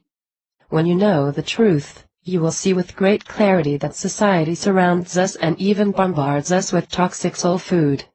And then, armed with clear vision, you will naturally and automatically avoid the traps. Most importantly, children need adults to protect and shield them from toxic soul food. We need to boycott violent or disturbing children's movies, books, magazines and games. We need to love and nurture our children, ignoring anyone who tells us otherwise. Using verbal, physical or psychological aggression to raise children is destructive to the extreme. Likewise, emotional or physical neglect, exploitation or manipulation of children is something we must do all we can to stop. We need to reconnect our young to their inner essence and power, protecting them from all that disconnects and diminishes them. This is the greatest thing we can do for our children and for humanity. It has never been more important to be vigilant about what we take into our energy than it is now. Technology has the capacity to destroy or revolutionize us, as individuals, as a human race, and as a planet. Through a vast technological web of connection that knows no boundaries, we have been given the ultimate tool, the most incredible opportunity, or the beginning of our demise. We can use this opportunity to unite and grow us like never before. It's entirely up to us. What we can be certain of is how we use this tool will determine our future and fate. And every little thing you or I do matters. We all feed and fuel the directive. Our world now offers a plethora of connections, suddenly available at the tip of our fingers. What we choose to watch, share, read or engage in is the capacity to transform the human race beyond our imagination, at lightning speed. If we connect to what is life-depleting, we will self-destruct before we know it. If we only choose that which is life-generating, we will transcend our wildest dreams and create an unimaginable future of possibility for our children, never seen on Earth before. Watch what you eat by all means. But much more importantly, watch what you feed your soul. The core of every fruit is better than its rind. Regard the body as the rind, and the human spirit the core. Rumi 2.2.3 Nature naturally restores. Every living being on the planet came into being from the same source. All life began in a spontaneous moment, through the connection or union of two individual entities. And there was an underlying energy, called source energy, which generated that connection, the next connection and the following series of connections until finally a living being came into being independently. Therefore, every one of us is essentially as individual as each cell in our body. We are all an individual part of one greater life force from which each of our lives was generated, and of which we are all a part. So, you can imagine yourself as an individual cell in the greater body of life. And the greater body of life is the planet surrounding you, or even the entire universe. To forget this is to disconnect from your core, which is the inner manifestation of all of this, and of all that is. It connects you to your greatest strength, power and limitlessness. So to connect to your core self is to connect to all life, and to connect to all life is to connect to your core. Your essence is the same essence of all life. Connect deeply to either your core or life around you, and you fuse you with the core source energy of the universe, the ultimate driving force of nature and of every living thing, of which you are a part. This is why when we connect to nature and focus intently on the flow and rhythm of the ocean, a spider as it weaves its intricate ingenious web, the softness and scent of fresh green grass as it protects and comforts the soles of our bare feet, a rainbow as it brightens a moody sky, or a butterfly as it flutters its delicate wings magically navigating through space, we stimulate and reinvigorate ourselves at a cardinal level. We enliven ourselves. Connecting to the rhythm of nature reconnects you to your own life rhythm. While we act in harmony with life around us, we replenish, inspire and exhilarate our true self. And if we are destructive to life around us, it would be as destructive as a cell in our own body attacking surrounding cells. We call that cancer. So to connect to nature, to sit with it and in it, to appreciate it, to hear it, smell it, sense it, and to value it, strengthens and grows us at our deepest core level. To act in harmony with nature keeps us well. It recovers us. It connects us to our real self. This is why nature naturally restores. With our culture becoming more mechanized, and society being increasingly dominated by technology, we risk losing what we need most. See if you are able to escape the buildings, the concrete and the man-made trappings, regularly. Take yourself into the sanctuary of your soul through reconnecting as much as possible with nature, even if it's only for a few minutes each day. Switch off the television, turn off the computers, and take yourself to a park, the beach or a garden. Sit on the sand and let nature reconnect and revitalize you. Nature feeds and fuels you. It's vital to your vitality. And if you have children, they depend on you to feed and fuel them with the gifts of nature as much as possible. You will feel different when you regularly consciously appreciate and focus on the natural world around you, the calmness and gentle motion of the trees, the grace, genius and mystery of the bird in flight, the beauty and fragrance of flowers, the vast magnificence of the sky or the warmth and comfort of the sun. You will begin to feel more energized by an intrinsic inner knowing and powerful life force. The more you connect to and nurture nature, the more connected and nurtured you will feel at a deep level. Then you will find yourself naturally resisting that which depletes you. You will automatically begin to choose powerfully life-generating soul food and brain babble. And you will look back in awe at the effortlessness with which you evolved. What a magnificently simple revelation. I love to think of nature as an unlimited broadcasting station, through which God speaks to us every hour, if we will only tune in. George Washington Carver. 2.3. Simple reminders. Below are a few simple reminders that you can use to reinvigorate your powerful essence. If you feel lost, disorientated or disconnected, use the following tools to recover your core self and direct you back to who you really are and what you most need. 2.3.1 SOUL, you don't have a soul. You are a soul. You have a body. C.S. Lewis. Let us start with a simple acronym that serves to keep you connected to, and directed by, your powerful essence. It acts as a quick checklist which you can use anytime to examine your actions and ensure they align with the magic of impossibility. The point is to check that you are engaging all four elements of this acronym in all you do. Aptly named soul, there are four components, which we will discuss independently. They are spontaneous, open, uninhibited love. Keep a soul focus in life with amaze you. When you do things from your soul, you feel a river moving in you.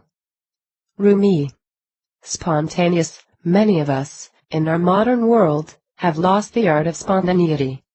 And spontaneity is required to keep us connected to the flow of life around us.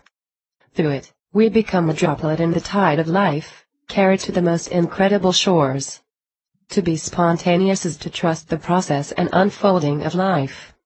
You will allow life to carry you, accepting and respecting where it takes you. See if you can listen to your instincts and trust your deepest knowing, going and flowing with and through the ever-evolving shifting, without judgment. Do and be life-generating, no matter what happens. Express yourself fully and say what you feel, honestly and with love. Allow yourself to be caught in a moment, and moved or touched by events, situations and people. See if you can allow yourself to get caught up in life, in the milliseconds of life. Take it all in, every minute detail, just as a curious child discovers an insect with reverence. Spontaneity requires you to let go of your insecurities and constant questioning. Your brain babble takes a back seat.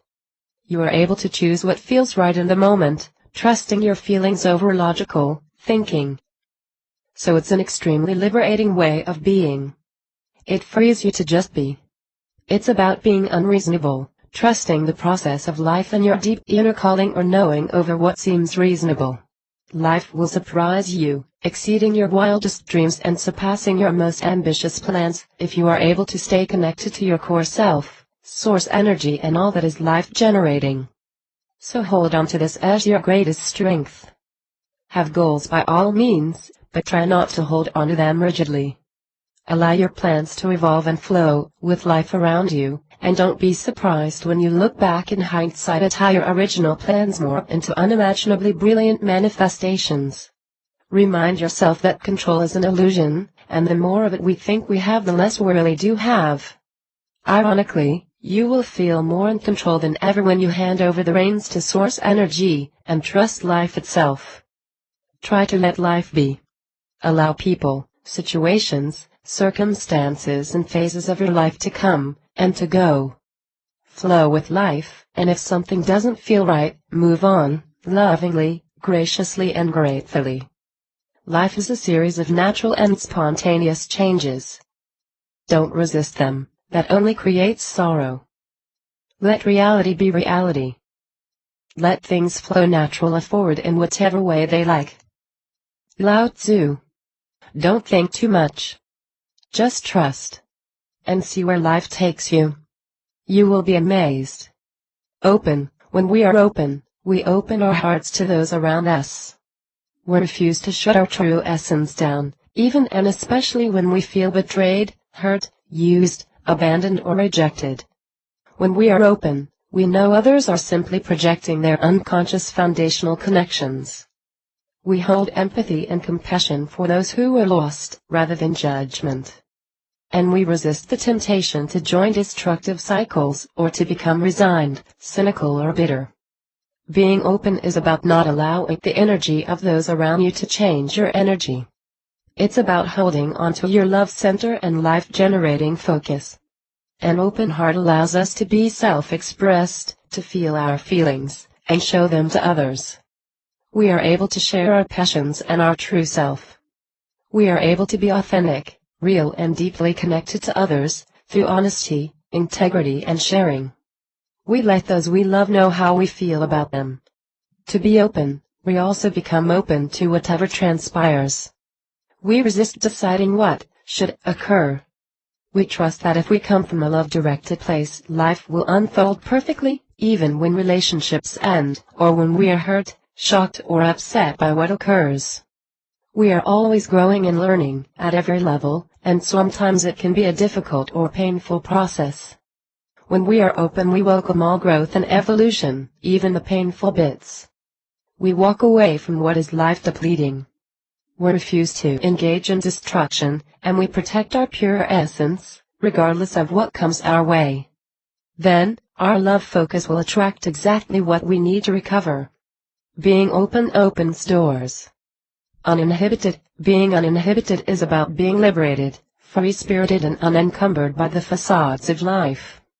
It requires us to resist the temptation to hide ourselves in our consumerist world, behind brands, false social media sites and other superficial veneers. Being uninhibited is not about recklessness or out-of-control behavior. In fact, it's about authenticity. It's about expressing our deepest self, in a loving, kind and genuine way. To be uninhibited frees us to be truly honest, and to speak and be our truth. Our words, actions and thoughts align.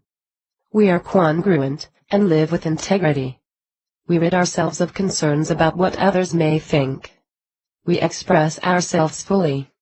Although we may feel a little vulnerable at first, being uninhibited actually secures us in our relationships because the only way to truly have a deep connection with another is to show them who you really are. Being uninhibited is about congruence and free self-expression. It's about our actions and words aligning. When we are uninhibited, we no longer repress the truth. We no longer pretend. We express our inner truth, even when it means admitting we feel differently, or that we have made a mistake. We speak up about what matters, facing the consequences without fear. Unconcerned about the judgment of others, or even ridicule, we do what matters, we say what matters, and we be what matters. We are able to be a voice for the voiceless. We take the stand, we make a stand, and we do it for the good of all. We take responsibility, and we do all we can to lovingly restore any damage we may have caused. There is nothing to prove when you live in this way. You are free to be exactly who you really are. The brilliant thing about being uninhibited is you no longer need to pretend, or hide away from the painful, or confronting aspects of your ever-unfolding evolution. You can confidently embrace, share and grow through your challenges. Authentic expression, from a place of love, marks the noblest of individuals. Happiness is when what you think, what you say, and what you do are in harmony. Gandhi. Love. All four elements of this acronym overflow and interact, just as life itself does. But the thread that ties it all together is love. No matter what you do, say or be, ensure you are coming from your love-directed core. This is the critical element of soul, and it will ensure you remain connected to your true essence, and whole. Many of us see love, mistakenly, as a passive way of being. We may believe that to act from love is to accept dysfunction, or even destruction, aggression or violence. This is not love. Love is about having the strength to resist becoming part of anything destructive, reflecting it away from you, making a stand for what is love-directed, and keeping your soul pure. It requires you to retain a love-directed focus. And it also requires you to have the strength to be uninhibited, to spontaneously respond to dysfunction and destruction, with confidence and with passion. So, for example, if someone attacked you physically, you would not stand there passively, nor would you strike back. Instead you would stand your ground, redirecting or reflecting their aggression away from you like a martial arts move. You would not take the destructive force on, you would not take it in, even if you were struck. No one can hurt me without my permission. Gandhi. By moving aggression, or dysfunction, away from you, you are stepping out of a destructive process. You are no longer feeding, or enabling, a destructive cycle. To allow dysfunction to continue, you are allowing those creating the dysfunction to deplete themselves and you. To turn away, redirect, reflect, or disallow destruction is to grow others, including those behaving in destructive ways. To grow others grows you. To deplete others depletes you. Love in action depletes, disengages, disconnects and disables destruction. Love is your vitality. To do things that are life-generating is to act from a place of love. And this is what enables you. This is how you grow. This is how you find your passion, your deepest purpose, your sense of meaning and belonging. Acting, thinking, doing and being with love feeds you, grows you and fulfills you. Love expands, transforms and enables you in unimaginable ways. It awakens your calling. And love in action feeds every life around you. That's the truly magnificent part of this process. Being loving, kind and compassionate, supporting and growing life around you, not only feeds and grows you, it also creates a new world. At an elemental level you are pure love, so love is your ultimate feeder. One word frees us from all the weight and pain of life, that word is love. Sophocles. 2.3.2 The 3 grams to happiness. The truth is, in order to be truly happy and fulfilled we need to be generous, gracious and grateful. When you feel unhappy, empty or out of integrity, despite the fact that you are attempting to be soul-directed, you can be sure one of these elements will be missing. The truth is, without the 3 grams you cannot be entirely love-directed. All you need to do is simply ask yourself which one of the 3 grams is missing from your focus, sentiment or way of being. Then change your focus and this will change your being, so joy can flow back to you effortlessly. Generosity. For those of us who are fortunate enough to live in a privileged society, it is our duty to give back and to share our good fortune. We owe it to the greater body of our existence. When we exist purely for ourselves, or for our direct family for example, we become bloated and distended. We actually become a heavy weight to ourselves. And we begin to sink in the tide of life that is designed to carry us and keep us buoyant. At a deep level, exclusive personal self-indulgence, whether it be materially, emotionally, physically, is one of the most disconnecting things we can do to ourselves. Our true self knows that elementally we are connected to everybody else, so if we luxuriate exclusively, or consume obliviously, we disassociate from everybody else, we disconnect from the greater body of which we are a part. Therefore, every self-centered self-indulgence further separates us from what we need to be happy. It disassociates us from others, from our powerful core essence, and from the sense of connection we need to feel and be fulfilled. We lose our sense of self to a sense of self-entitlement. We, through our actions, are rendering ourselves more valuable than, and separate to, those around us. And then, at a deeply unconscious and fundamental level, we are no longer able to be part of all life around us, which is where our power, fulfillment and true sense of meaning lies. This is why those who become rich and famous often also become extremely unhappy. It is important to know that ownership is an illusion. One day, we will all change form, and our bodies will cease to be. Then all those things we've indulged in, accumulated, or defined ourselves though, will become someone else's, or they will perish like our bodies. Why not make whatever you can someone else's now, while you can share in the joy that spreads? Then the joy you share will feed and enable you. It will grow the world you live in. The material gains we feel define us are simply confining us to our illusionary self. What we truly need is to be connected to our core self and to the energy of all life. And giving, sharing, generosity and thoughtfulness keeps us connected. Some people say, I am not a good giver, or, I don't cope well with looking after sick people. These are examples of the excuses some of us use to exclusively self-indulge. This brain babble is not only untrue, but it destroys those who believe it. We can all give thoughtfully and generously. It's a choice we make.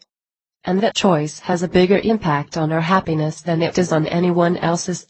The all for me and only me single quote mentality is the most destructive force on earth. Unfortunately, many people who come into money suddenly believe their wealth gives them some kind of status, value or importance. The truth is money does give us power, but if we misuse this power we are allowing it to overpower and destroy us.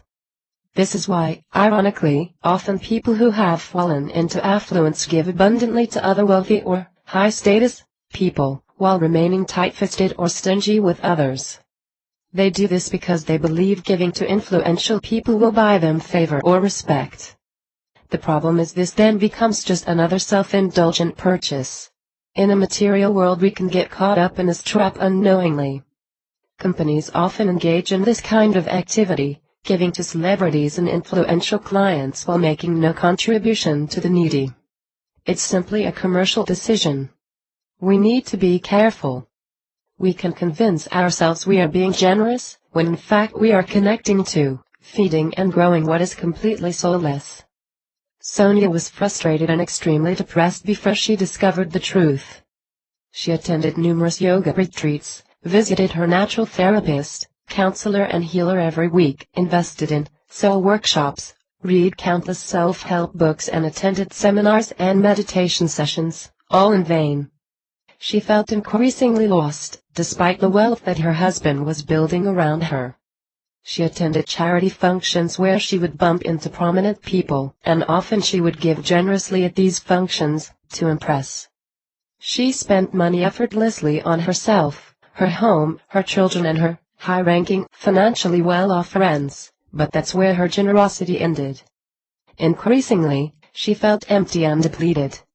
Then, she discovered the 3 grams as. She broke down in tears as she looked at her life. I'd drive in my luxury car, wear expensive designer clothes, and spoil my rich friends with extravagant gifts, but I told myself I was too poor to support my elderly father financially in any major way. What was I thinking? Sonia was dismayed that she had failed to see something so obvious. What is money for if it's not to spoil those I love and care about, and to do good? How could I have become so soulless? Even what I called my spiritual life was simply a self-indulgence. Sonia thankfully had woken up. She realized that all those high-profile friends were actually not friends at all. They were connected to the same soulless pursuits and were never going to provide the fulfilling relationships she needed. She fixed her father's appalling living conditions. She called the friends and family members she had neglected, explaining her breakthrough and apologizing for her behavior. She began helping people in need, anonymously. She began to campaign for animal rights, and she gave generously to those she truly valued and cared about. She had never been happier in her life, and her energy transformed instantly. She began to really shine, and it was tangible to everyone. For those who recognize their own patterns here, congratulations. It's time to break free. This cycle is soulless and destructive. It takes courage to see the truth, but it will set you free if you let it. Generosity is about generosity of spirit. So it's also about forgiving others and accepting that we are all learners, and therefore we all make mistakes. Without connecting to those who are on a destructive path, we find happiness flows our way when we are able to find it in our hearts to help and support those around us rather than condemn them, even and especially those who challenge us. Giving connects us to our joy as much as unshared personal indulgence disconnects us from it. The miracle that happens every time to those who really love, the more they give, the more they possess. Rainer Marie Rilke. Grace, pride disrupts the ride of your life. Grace is about being humble. It's about empathetically considering the needs of others, even when those needs compromise your pride, ego, or sense of self-righteousness. When you live your life soulfully, and you know that you are part of every living being at the most fundamental level, you realize you are no better and no worse than anyone else. You do not have different standards for yourself. You realize that what you value, other people do too. And you have the same amount of respect for another's life as you do for your own. You know you are not more entitled than anybody else. You treat all life with the same respect and dignity you would yourself. Living graciously is about humility. There is no judgment. We do not exploit, use, abuse, or scorn others. We love, accept, and understand. And that doesn't mean we stand by and watch destruction.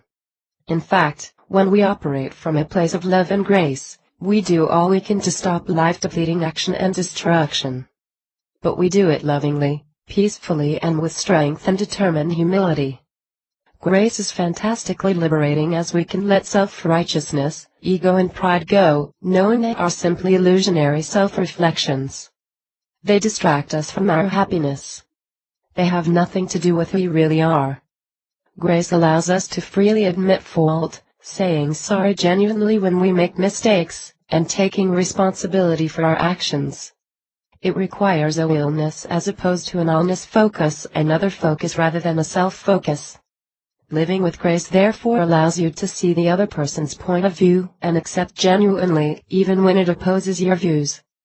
With grace, you are also able to graciously accept the flow of life, even when what you want to happen doesn't. Grace gives you the freedom to realize resolutions and solutions are not always the resolutions and solutions you may want or expect. To be gracious enough to accept life and respect others, soulfully, allows joy to flow over you like a waterfall. It washes you clean. Grace allows us to see that as part of everybody else, we are not more worthy or important, and that we grow through sharing, caring, and growing others. This is why when we put ourselves on a pedestal above others, we instantly become lost in an inward, illusionary self-focus. We can unknowing sabotage our happiness in this simple way. We seek celebrity status or fame, only to find it destroys us. If we are able to resist the temptation to be adored or adorned, we will attain grace, humility, and dignity, and in doing so we will maintain deep inner fulfillment and happiness. This isn't to say that we can be leaders, social change advocate, and great examples. In fact, to live soulfully we need to be all three. But we can do so with humility. We can refuse to take on any grand social status that may come our way.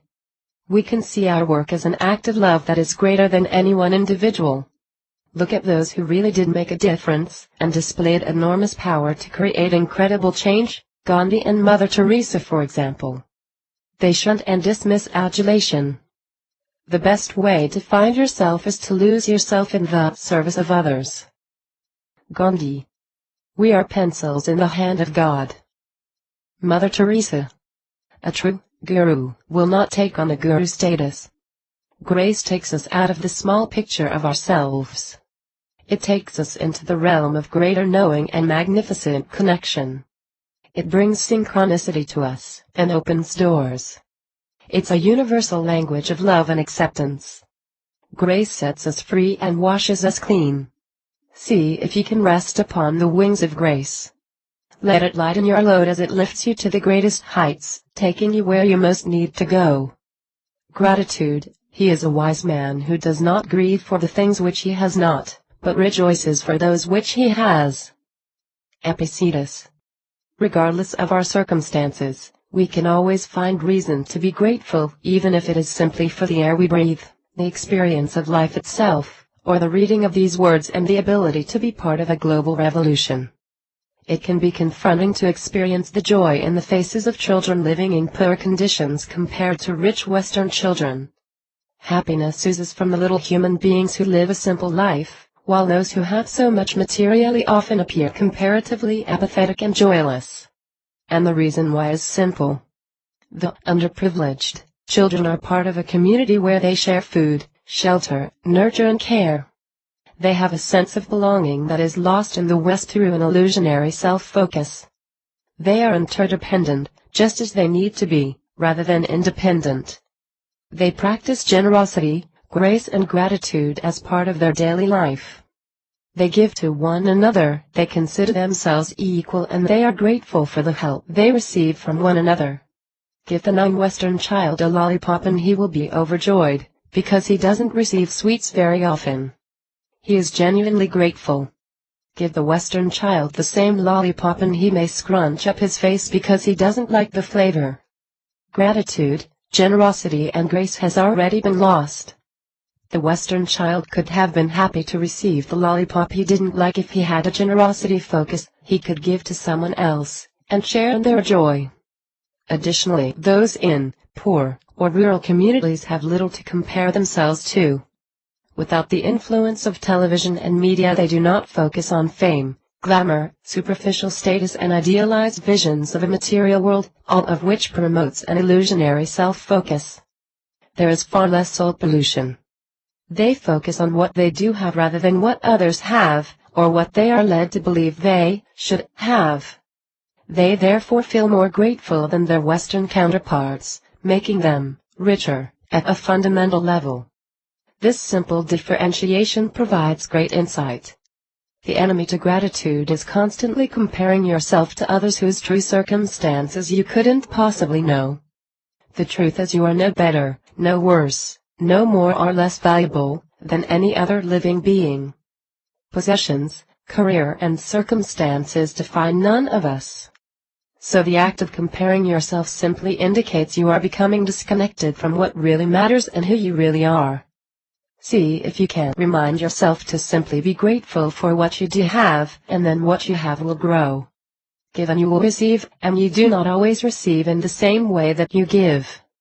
Then graciously love and accept others. The 3 grams feed themselves, through one another, and they feed you as well as the world you live in. Gratitude attracts generosity, grace and joy like a magnet. Happiness cannot be traveled to, owned, earned, worn or consumed. Happiness is the spiritual experience of living every minute with love, grace and gratitude. Dennis Waitley. 2.3.3 Follow your own path. What makes your heart sing? Many of us have become so caught up in an illusionary self we no longer know the answer to that question. But it's there, hidden deep within every one of us. As you uncover your core creator self, and as you engage in and connect to only that which is life-generating, your heart will begin to sing again, and this time you will hear it. You may even be there already, perhaps for the first time in your life. Ask yourself, your deepest self, what you would do with your life if there were no limitations on possibility. Forget illusionary self-criteria, such as status, power or greed. What would you like to be remembered for? Is there a deep desire within you to make a difference to the world? Do you feel you would like your life to have a depth, some meaningful legacy or a profound effect on other life? Perhaps you feel inclined to live a simple life where you do what you can. Regardless, ask yourself what matters most to you. Herein you will find your inner passion. Being part of this message, and sharing it with the world, will make your life a huge legacy in itself. You may feel inspired to run classes, workshops, discussion groups, or use your skills in creative ways to share this revelation, unite people and change the world. Even if time is limited, if you spread life-generating thoughts, sentiment and action, even if it's only through your conversations, you are making the world a better place. Simply ask yourself what inspires you. Then, follow that path. See if you can stand up for what you believe in. Be a voice for the voiceless. Do and say what matters. And always honor your true essence, which is pure love. Ensure everything you do comes from a place of love, and you will engage the phenomenal. 2.3.4 Listen to your intuition and just trust, there is an inner knowing that comes from your deepest self. It is the voice of source energy directing you to your inner power, and to what will grow you. We call it instinct or intuition. You may question how it differs from brain babble, and the answer is simple. Brain babble is a voice of words. Instinct, intuition or your inner voice is a voice of feeling. In fact, brain babble will often try to talk you out of your intuition. You may feel an illogical sense of trepidation about going somewhere or doing something, and your babble may clutter your inner knowing with reasons why you should ignore your instincts based on what you've seen, been told or been led to believe. Alternatively, you may feel a strong illogical inclination to do something or go somewhere. It's when we follow our instincts, trusting our feelings and inner knowing, that the magic happens. For instance, using a very simple example, you may sense a strong feeling to wait in a particular spot when looking for a car park, only to discover minutes or seconds later someone approaches the car by your side providing a dream parking spot. Life will begin to flow, and literally fall into place, from the little things to the greatest things of all. And this is because you are actually communicating, at an unconscious level, with all life. You will look back in awe at what seemed like the impossible occurring, incredible synchronicity or coincidence. And this is because what has actually happened is not only are you connected to all other life at an energetic level, you've also plugged into the ultimate power source. This is how impossible becomes impossible. You're no longer doing it alone. You've engaged the power of the entire universe. Extraordinary things happen when you connect to your core self, honor source energy, follow your passion and trust your inner knowing. You see, source energy guides you through your inner voice. Then as you listen and act with love, life unfolds in the most unbelievable ways. Proof of your connection to the greatest energy of all lies in the incredible coincidence, synchronicity and what we often call miracles. It's hardly surprising, as you are reconnecting with the same source energy that brought that egg and sperm together to create you. You are trusting and allowing that fantastic life force to take you where you need to go, in order that you truly grow. And even when it feels like you are experiencing bad luck, you need to trust that you will look back in hindsight and see it was actually good luck. Sam, for instance, was unable to purchase a home for his family. He, his wife Kim, and their 3 children, were desperate to settle down and end the continuous renting cycle they had endured for years, with ruthless landlords and often being forced to move annually. As the breadwinner, Sam could easily have felt like a failure. And as a person who worked tirelessly to end the people trade, Kim could have given up her generous life pursuit for a real job in order to make a mortgage more easily achievable. But fortunately they both knew the truth. They continued to hold on to their passion to do good in the world as a couple. They reminded one another to just trust despite what seemed like pretty unfortunate experiences.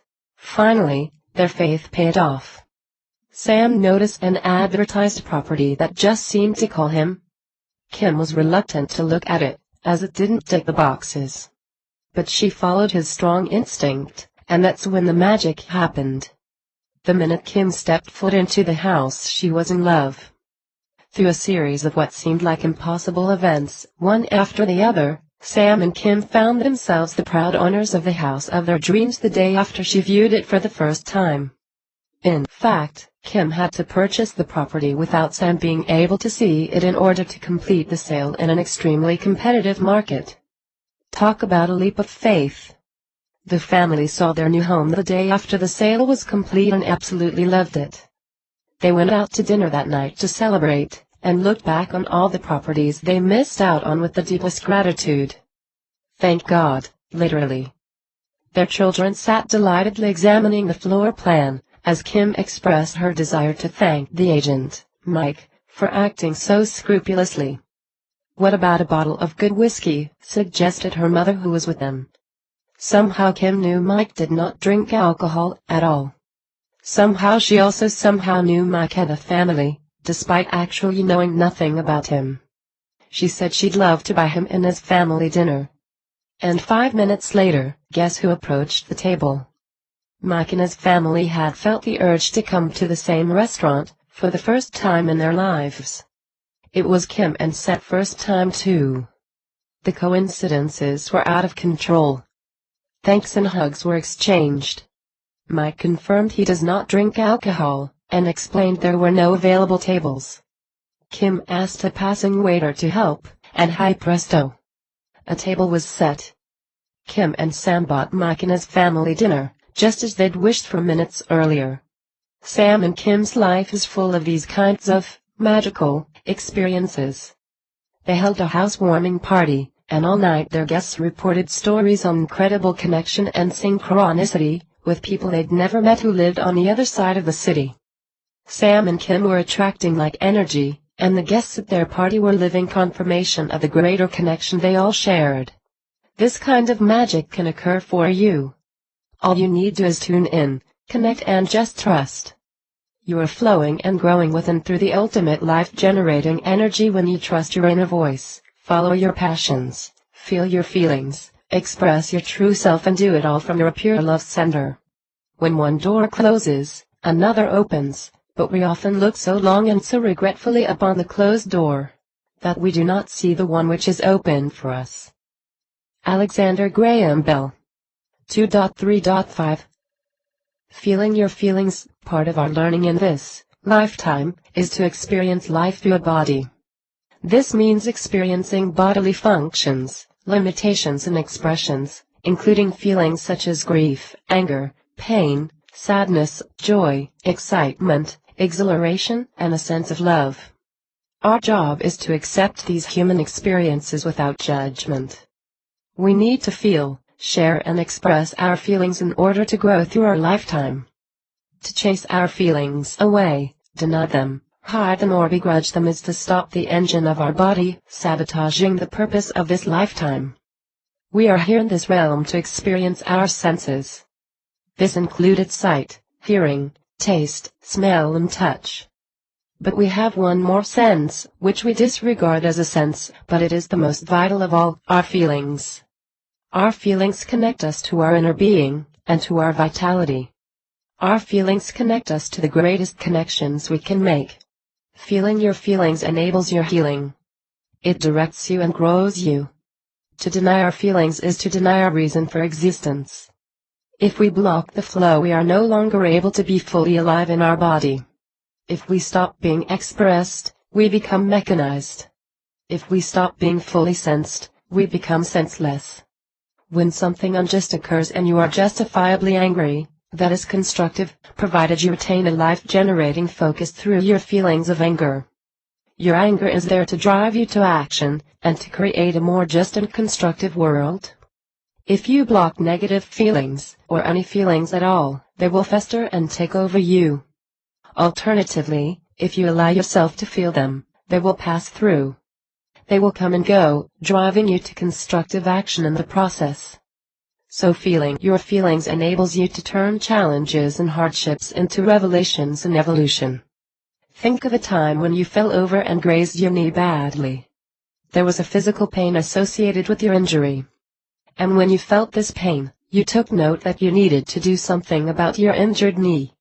So you cleaned it, rested it and patiently allowed it to heal, knowing and accepting that you would need to take it easy for a while and that it would feel sore. Then, as a scab formed and peeled away, you finally saw the miracle of life regenerating itself as new skin was grown and your body was restored. Now consider what would have happened if you refused to allow yourself to feel or accept the pain. You would have continued to use your knee inappropriately. You wouldn't have cleaned it so it may have become infected. You could have rejected the recovery process, picking away the scab and preventing the healing process. Your knee could have been left scarred or disfigured as a result of your refusing to accept, appreciate and respect your feelings. The same theory applies to all emotional pain. It's there for a reason. It needs to be felt, so it can guide, restore and ultimately protect us. Even and especially unpleasant feelings are there to take us where we need to go. But we cannot land where we need to be unless we allow ourselves to feel our feelings. This is why the modern trend, which is becoming increasingly acceptable in our society, of handing out of psychotropic drugs or antidepressants can be very dangerous. Mood-altering medication is the last thing we need if we are to grow and evolve through feeling our feelings. Our feelings exist for a reason, something needs to change, we need to fix or do something. When we take medication that numbs us to our emotions, or distorts our ability to feel discontent or pain, we are no longer able to resolve what needs to be resolved, we are no longer able to restore and heal. The medication acts like a band-aid, and our emotional wound festers beneath it. Therefore, we need use great caution when it comes to any form of mood-altering drugs. They will come, and they will go. And when we allow them to guide us constructively, feelings enliven us at a deep core level. 2.3.6 Revaluing suffering. According to Buddhist teacher Sri Dhammānanda, our attachment to pleasant feelings and dislike for the unpleasant ones gives rise to worry. He explains how our attempt to avoid or disassociate from the unpleasant aspects of life actually disconnects us from life itself. It makes no sense. Suffering is an unavoidable, natural part of being a fully sensed alive being. We need to endure battles and hardships in order to develop strength, perspective and resilience. Just as building muscles through exercise strengthens us, so do our struggles. When we shun and avoid challenges or do all we can to evade adversity, what we fail to realize is we are simultaneously rejecting an opportunity to gain incredible strength. And Sri Dhammānanda claims, our unhappiness lies, ironically, in our desire to be constantly happy. Many of us have such a strong aversion to taking challenging action, such as leaving a destructive relationship, job or group, that we simply remain in destructive patterns that progressively deplete and destroy us. We do this for fear of facing the demands of a challenge. We fear stepping into the unknown, so instead remain in what we know regardless of how destructive it is. When we do this, when we hang on to what is not working, it's as if we are hanging on to an anchor that's preventing us from moving forward, an anchor that's sinking us. When we are able to hold on to a source energy connection instead, and trust the master plan, which is always about creating more dynamic life and regeneration, then we would gather the strength to venture into the unknown with confidence. We would feel secure in the knowing that we are entering into no thing, and within this no thing anything and everything is possible. The unknown could be anything. Perhaps if we knew the great things that were ahead of us as we entered our most challenging battles in life, we would be overwhelmed, pressured to meet wonderful outcomes and incredible results, maybe even paralyzed by expectation. So, our strength lies in the not knowing. Through it, we are able to simply flow with the process of life, one step at a time, day by day, trusting the underlying force of all life to take us to the unimaginable. The most simple way to live is therefore the most powerful. We need to connect to the greatest life force of all, and our core strength, then just trust the unfolding. This is how magnificence naturally flows to us and through us, automatically. All we need is the courage to fearlessly face the most challenging aspects of life, moment to moment. Also, we do not need to know why. When we are able to simply trust, we allow the why to unfold when it is ready, and when we are ready. The why can be a distraction in the midst of a storm. We need to focus on surviving, on pushing through, on developing strength. So asking why and looking for reasons or understanding in the depths of what we in the moment interpret as adversity can cause despair or a sense of hopelessness. It connects us to the problem rather than the process of life. We are not supposed to know the reasons, yet. Our challenge lies in trusting the process of life, through our most powerful connections to source energy and to our core creator self. Then, in hindsight, we will see that the adversity was a passage through to our freedom, and the reasons why could never have been known until later. It is through the most unlikely connections that the greatest connections occur. Provided we hold on to our rudder, our love-directed core self, our challenges, adversity, and suffering has the capacity to take us to the greatest heights. In fact, often suffering cracks open the seed in which pure love lies hidden. So our suffering keeps us alive. Just like night and day, light and dark, or sun and rain are both as necessary as the other, when we embrace both our challenging and joyous moments equally, we allow ourselves to be balanced, and to thrive. Just as without rain, nothing grows, without pain we cannot grow. See if you can resist the temptation to avoid the difficult stuff. This is like allowing yourself to only live one half your true being. Without challenges, success cannot be experienced fully. Disabling one aspect of life disables your ability to feel another. The flow and contrast no longer exist. As symbolized in the yin-yang, without one half, there's no whole. The famous story about the kind man who watched as a butterfly struggled to emerge from its cocoon offers a memorable metaphor. The man, in an attempt to prevent suffering, cut a hole in the end of the cocoon to allow the metamorphosis to occur more easily. And then, because the butterfly was not forced to endure the battle of pushing through the darkness and breaking through the barrier, its wings had not been dried and its body had not been tapered. So it was not equipped to take flight. It was forced to sit there, unable to obtain food, unable to live. The kind man, in his attempt to prevent suffering, had unknowingly destroyed life. The famous Buddhist lotus flower depicts this understanding. Out of the muddiest, darkest water, enlightenment grows. Manure makes great fertilizer. And just as a worm emerges from the dark cocoon, reformed with wings to take flight, so too will we emerge reformed through our suffering and most challenges times. The key is to embrace all of life. 2.3.7 Negative thinking sinking sand. As much as it is imperative to embrace our suffering and challenges, it is also vitally important that we don't get caught up in them. And that is not a contradiction. When we understand that challenges are how we grow through them. When we become attached to destruction, we will be destroyed by it. What this means is we need to constantly watch our brain babble, especially during challenging times. The temptation is to begin a cycle of thinking that is destructive. And if we connect to, focus on, and build that, we become diminished and detached from life. Even when we are facing our biggest problems or challenges, we need to remain soul-focused and love-directed. If we allow ourselves to start focusing on the problem itself, then we risk sinking into negative thinking sinking sand. And it can happen quite subliminally, especially when we are under pressure or overwhelmed. So we need to keep ourselves awake and aware, especially when we are facing trials. When we feel like we are immersed in our problems, we can fall into the trap of thinking we are our problems. Then we forget who we really are. And we lose our power. The more immersed in negative thinking sinking sand we become, the harder it becomes to escape it. A bit like quicksand, we pull others into our sinking pit rather than allow them to pull us out.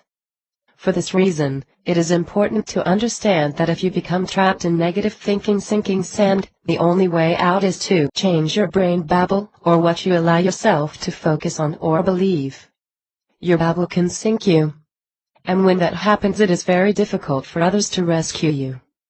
This is why, as well-intentioned as you may be, it can be dangerous to try to rescue those deep in negative thinking sinking sand, as it is likely you will be dragged under with them. Just as the kind man tried to help The butterfly escaped the cocoon in vain. We can do more damage than good by trying to rescue others sometimes. No one saves us but ourselves. No one can and no one may. We ourselves must walk the path. Buddha. This doesn't mean we stand by and watch another's suffering or tribulation heartlessly. Quite to the contrary. Share this message or any other that you feel will help awaken others. Extend a loving hand of friendship and companionship, without allowing yourself to get caught up in repetitive negative thinking. Step away from engaging in destructive patterns of thinking, speaking or behaving, with love. And see if you are able to be a constant reminder to others of their inner essence, their true self, their power and their strength. So if someone you know or care about whines constantly about their problems or behaves in destructive ways, offer them a life-generating, love-centered focus. Then, if they refuse to hear you and continue to remain attached to their problem, offer it again. Direct them to a book or message that will help them, like this one. Finally, if they are unable to hear you, step away with love. And then go back when you feel the time is right, to reiterate a life-generating focus. Be sure to let others know that you are there for them, and you will do all you can to enable and grow them, as long as they want to grow themselves. Hang on to the 3 grams and remain soul-focused. This is the most encouraging and loving thing you can do. When we focus on a problem, or something we perceive as negative, we become part of that thinking, or babble. Then we are feeding and growing the problem, and we have become part of it. We have become enmeshed in it. Remember, what you focus on grows. So the energy of the problem then begins to take over your energy. Toxic thoughts act like magnets for destruction. Then, before you know it, you find yourself making damaging connections, descending you into a deep bottomless pit. Don't forget, you are not your thoughts. Thoughts are simply a mechanism of your brain or mind. By thinking you are your thinking, you are surrendering your authentic self completely to your illusionary self.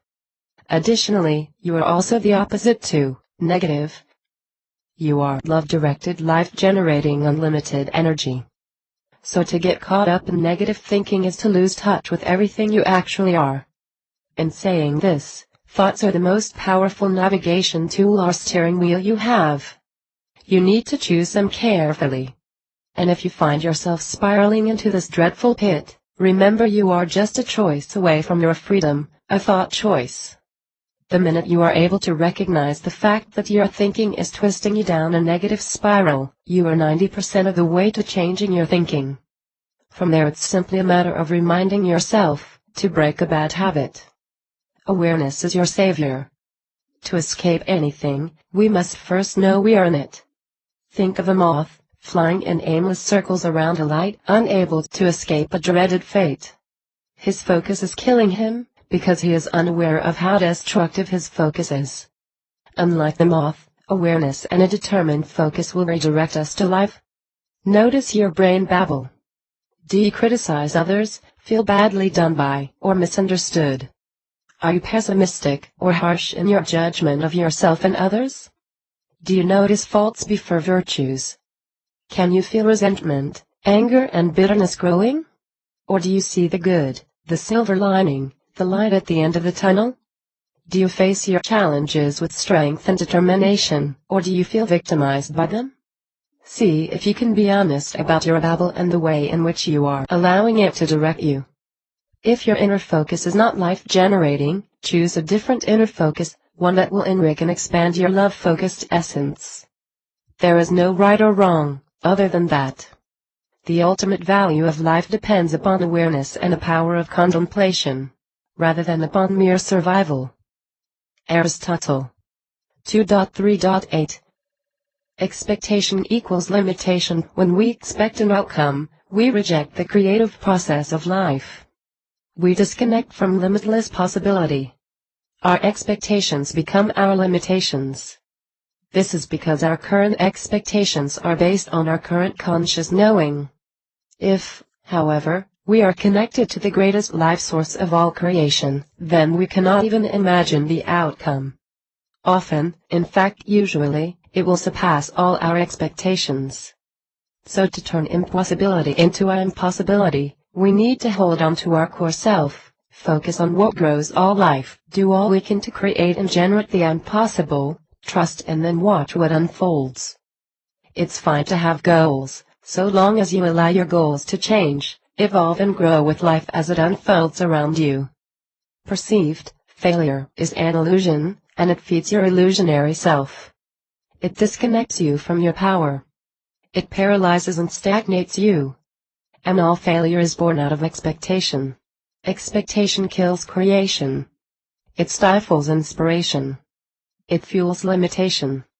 Next time you find yourself expecting or anticipating a specific result or outcome, or being disappointed that life hasn't turned out the way you expected it to, see if you are able to let your expectations go. Then graciously and gratefully accept what happens and what has happened. Acceptance frees you to open yourself up to what is new and emerging. Expectation closes you down and shuts out possibility. So focus on remaining soul-directed, regardless of the direction your life takes. Simply expect life to surprise you magnificently, and it will, even if the steps to that magnificence are not the steps you would have chosen to take. 2.3.9 Rejection equals redirection. There is not such thing as rejection when you are love-focused, source-directed and connected to your core self. Any perceived rejection is simply a redirection away from what is depleting you, or towards what you need to be fulfilled and on track. When we lose something or someone, we gain empty space, which will be filled with something more aligned and synchronized. To let go graciously, and even gratefully, reconnects us to a regenerative flow. Turn your face to the sun and the shadows fall behind you. Maori proverb. Even when you feel like the person, opportunity or privilege you lost was life-generating, you will eventually be able to see in hindsight that it was in fact a distraction, trap, or time-consuming misdirection in disguise. It may take months or years to gain this perspective, but it will happen. And that is guaranteed when you are source-directed. So remind yourself to just trust.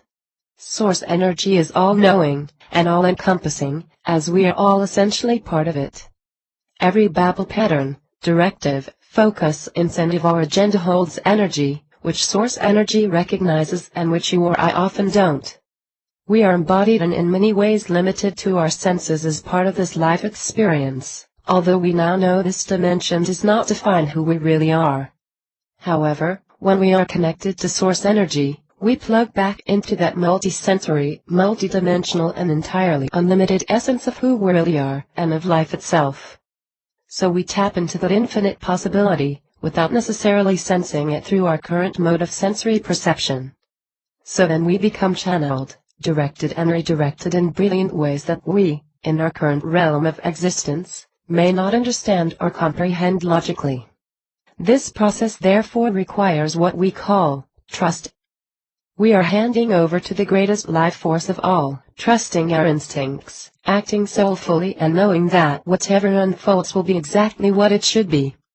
When you know you are connected to goodness, and all that generates all life, you can be absolutely certain that whatever and whoever comes your way, and whatever and whoever parts ways with you, did so for a very good reason, even if you cannot see it. This does not mean that your perceived loss will not feel sad or painful. In fact, feeling your feelings enables your healing. And in order to make room for someone or something much more empowering to you, you need to first heal and gather yourself.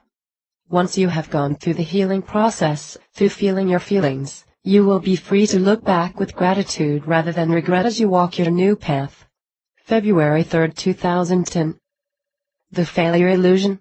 Failure connects us to expectation and rejection, both of which disconnect us from the greatest creative processes of life.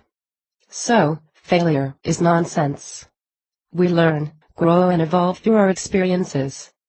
Each perceived success or gain is as valuable as each considered failure, loss, or burden, because life is not about success.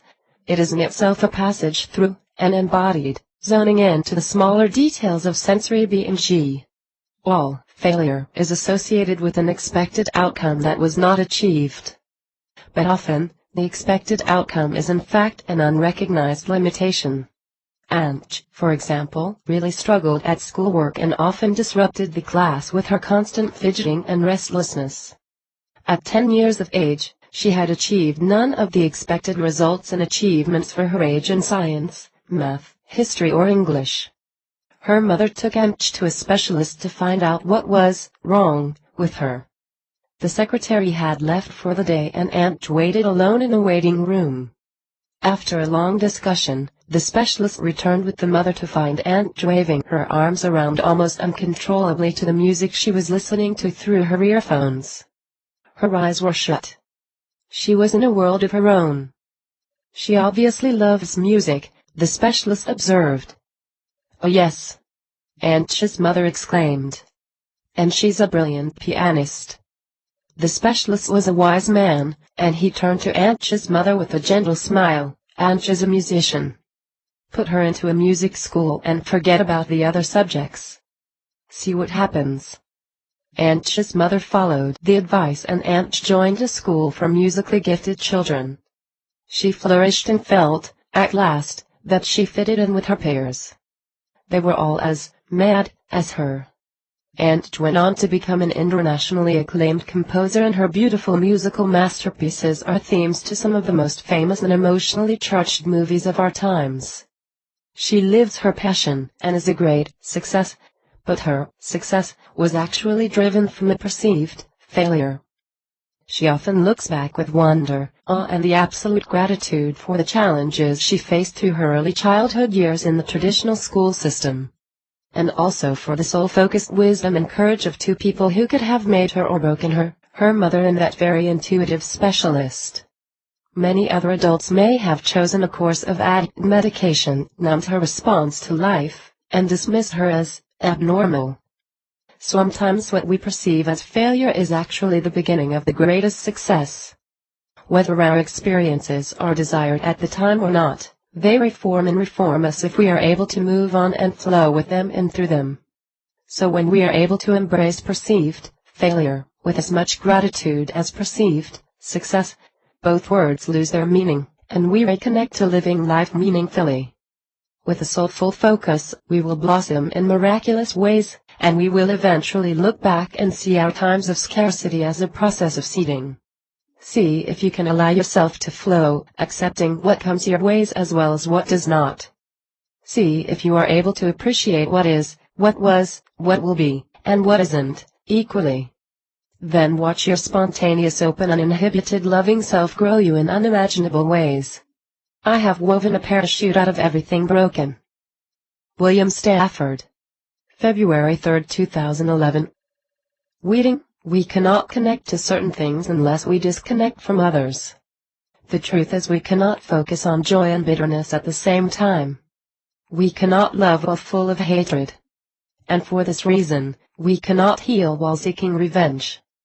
Like weeds in the garden of your soul, any destructive connections to people, organizations, practices or anything at all will disable the growth of life-generating connections. As you plant new seedlings and feed them with love, you need to remove any weeds to make space for the regenerative life to grow. When you remove destructive connections, you are weeding. This enables your essence to reseed. Try to be as honest as you can. Look at all your connections and try to see them with an open mind regardless of who or what they are, how long they've been around and how much a part of your current life they've become. Try to simplify what they are doing to you, for you, and with you. If they are constructive, life-generating and grow you, then embrace them. And if they are destructive or life-depleting to you or others, then now is the time to let them go, with love, grace, gratitude, acceptance, and peace. Realize that no letting go is permanent. Life is an ever-unfolding process. And when you let something or someone go, with love, you are setting both yourself and them free. Your soul self will always be there for that person or situation to return when the connection is love-directed and constructive. Remember, you can never lose anything or anyone. You are eternally and beautifully connected to everything and everyone at the deepest level. None of us own or have anything. Permanence is a delusion, as is end and beginning. All life is a collective stream in which we each flow and grow. Even if you need to let your destructive parents go for a little while, in order to make space for a regenerative, revitalized life, you have not lost your family. You have simply disconnected from actions that deplete you. Your love connection is an inner energetic connection, and this will continue and remain. When you enable destructive behavior, especially when it is directed at you, you are fueling destruction and disabling yourself as well as those projecting the destruction onto you. There is nothing life-generating about that. Often we do it in the name of love, but real love fuels only that which is constructive and life-generating. If you are able to make it clear to those whose behavior is destructive that you love them, and would like to reconnect with them at a personal level when their actions support this love, you are actually empowering both yourself and them. To be who you were born to be requires a resolute love-directed determined strength. You must not lose faith in humanity. Humanity is an ocean. If a few drops of the ocean are dirty, the ocean does not become dirty. Gandhi. 2.4. Where to from here? We move on to the next part of this condensed version of the truth with many of the fundamental tools required to take this revolutionary way of being into the world. Armed with a simplified new language, which we are forming together, we have become well and truly united in our quest for a new direction and a new world. It is you and I, the people of the world, who hold the power to change it. And despite what we are led to believe, regardless of the brainwashing and propaganda we receive, this is the truth. As we move on together, we will uncover some of the techniques used to keep us in our powerless illusionary self-state. And it's very simple. Once we can see the truth, we will never be blinded again. Gandhi offers us a wonderfully powerful example of how to enable magnificence. Regardless of whether he was jailed, mocked, ridiculed or mistrusted, he continued to hold on to a soul focus. He practiced resolute love, peace and retained a life-generating focus. He embraced suffering and challenges with truth, integrity and love. He showed us how, out of what appeared to be the impossible dream, impossibility became a reality. Under oppressed British colonial rule, India became independent and free, and although we give Gandhi credit for this, the true power lay in those who followed his lead. As others took on the plight for freedom, through a dedication to peace, nonviolent resistance to destruction, and a life-generating focus, the power of the people overthrew what was destroying them. Martin Luther King followed Gandhi's lead, changing the world. And we can do the same. If we unite this message, one by one, with a determined and unshakable focus, we will transform the world we live in. It's not an idealistic dream. It's a reality. And it begins with you. Thank you for changing the world. Everybody can be great because anybody can serve. You don't have to have a college degree to serve. You don't have to make your subject and verb agree to serve. You only need a heart full of grace. A soul generated by love. Martin Luther King Jr., author's note. You are a revolutionist. Simply by reading and becoming part of this message, you are a revolutionist. You have become part of the most magnificent life force available to mankind. It is through you that we will transcend the world we live in, now and forever. Thank you for engaging in the only thing that matters. Thank you for trusting your instincts, listening to your intuition, hearing your inner soul voice, without which you would not be part of this revolutionary path. You were already connected. You were a part of this vital movement before you found this message, which is why you discovered it. Thank you for being the magnificent, interconnected, limitless energy you are. You are extraordinary beyond words. You exceed your own imagination, and this is why what you are unfolding through the process of embracing and living this message will be inconceivably astounding. Thank you for spreading the word. Thank you for doing all you can to make this dream a reality. That will change reality for all, always. You are creating a new future for your children, for our children, and for their grandchildren. You are living your life in the most powerful way you can. I honor your generous, pure soul. Without you, this message cannot do what it needs to do. Thank you for changing the world. Yours with the greatest humility and love, ad infinitum. Desiderata. Go placidly amidst the noise and haste, and remember what peace there may be in silence. As far as possible without surrender. Be on good terms with all persons. Speak your truth quietly and clearly, and listen to others, even the dull and the ignorant, they too have their story. Avoid loud and aggressive persons, they are vexatious to the spirit. If you compare yourself with others, you may become vain or bitter, for always there will be greater and lesser persons than yourself. Enjoy your achievements as well as your plans. Keep interested in your own career, however humble, it is a real possession in the changing fortunes of time. Exercise caution in your business affairs, for the world is full of trickery. But let this not blind you to what virtue there is. Many persons strive for high ideals, and everywhere life is full of heroism. Be yourself. Especially, do not feign affection. Neither be cynical about love, for in the face of all aridity and disenchantment, it is as perennial as the grass. Take kindly the counsel of the years, gracefully surrendering the things of youth. Nurture strength of spirit to shield you in sudden misfortune. But do not distress yourself with dark imaginings. Many fears are born of fatigue and loneliness. Beyond a wholesome discipline, be gentle with yourself. You are a child of the universe, no less than the trees and the stars. You have a right to be here. And whether or not it is clear to you, no doubt the universe is unfolding as it should.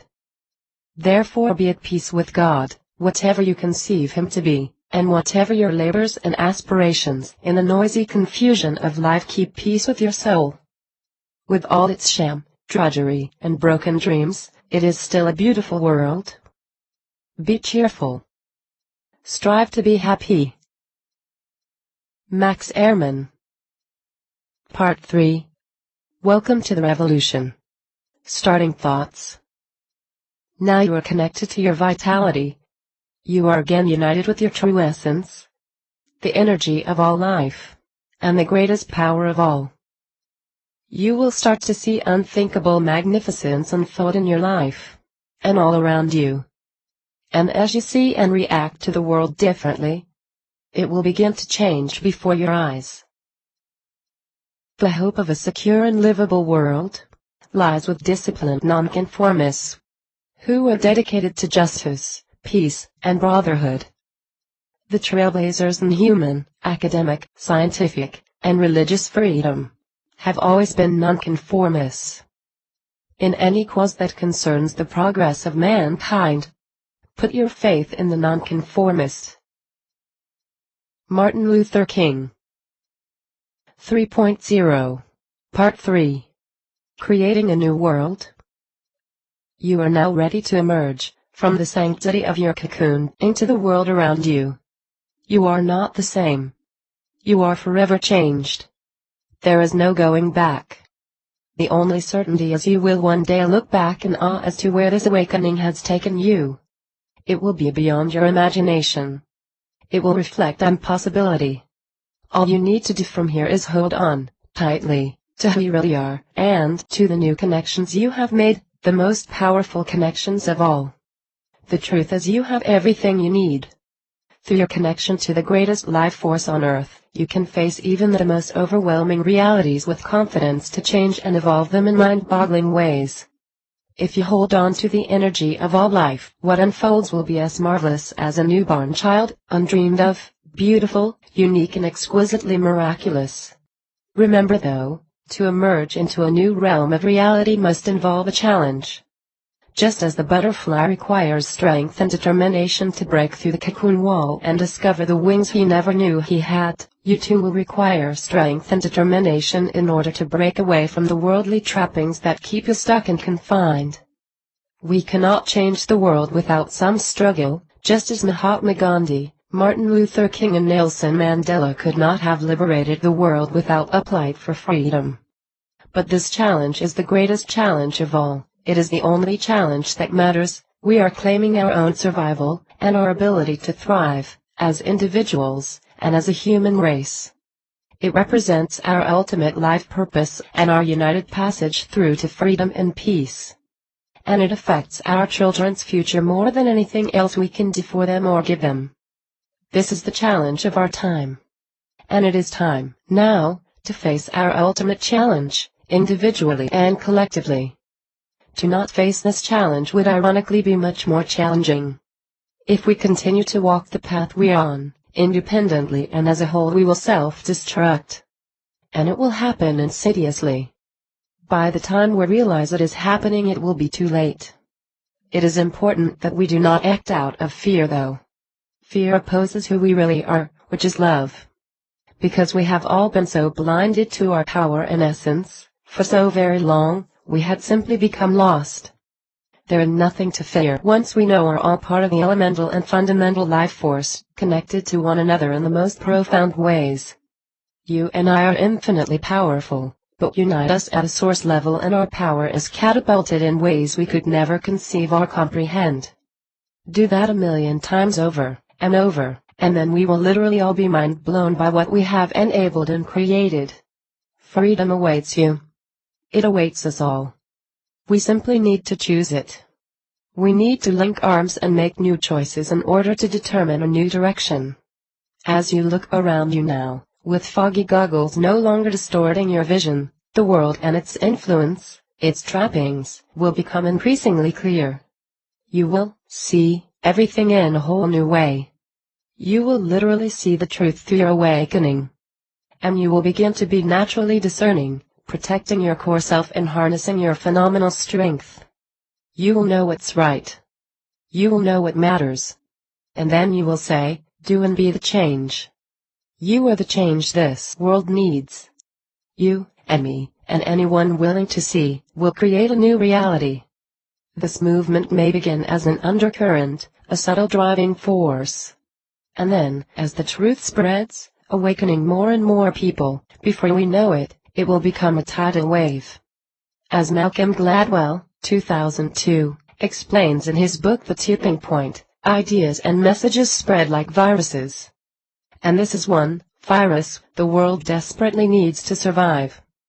We are forming the most exciting evolution mankind has ever seen.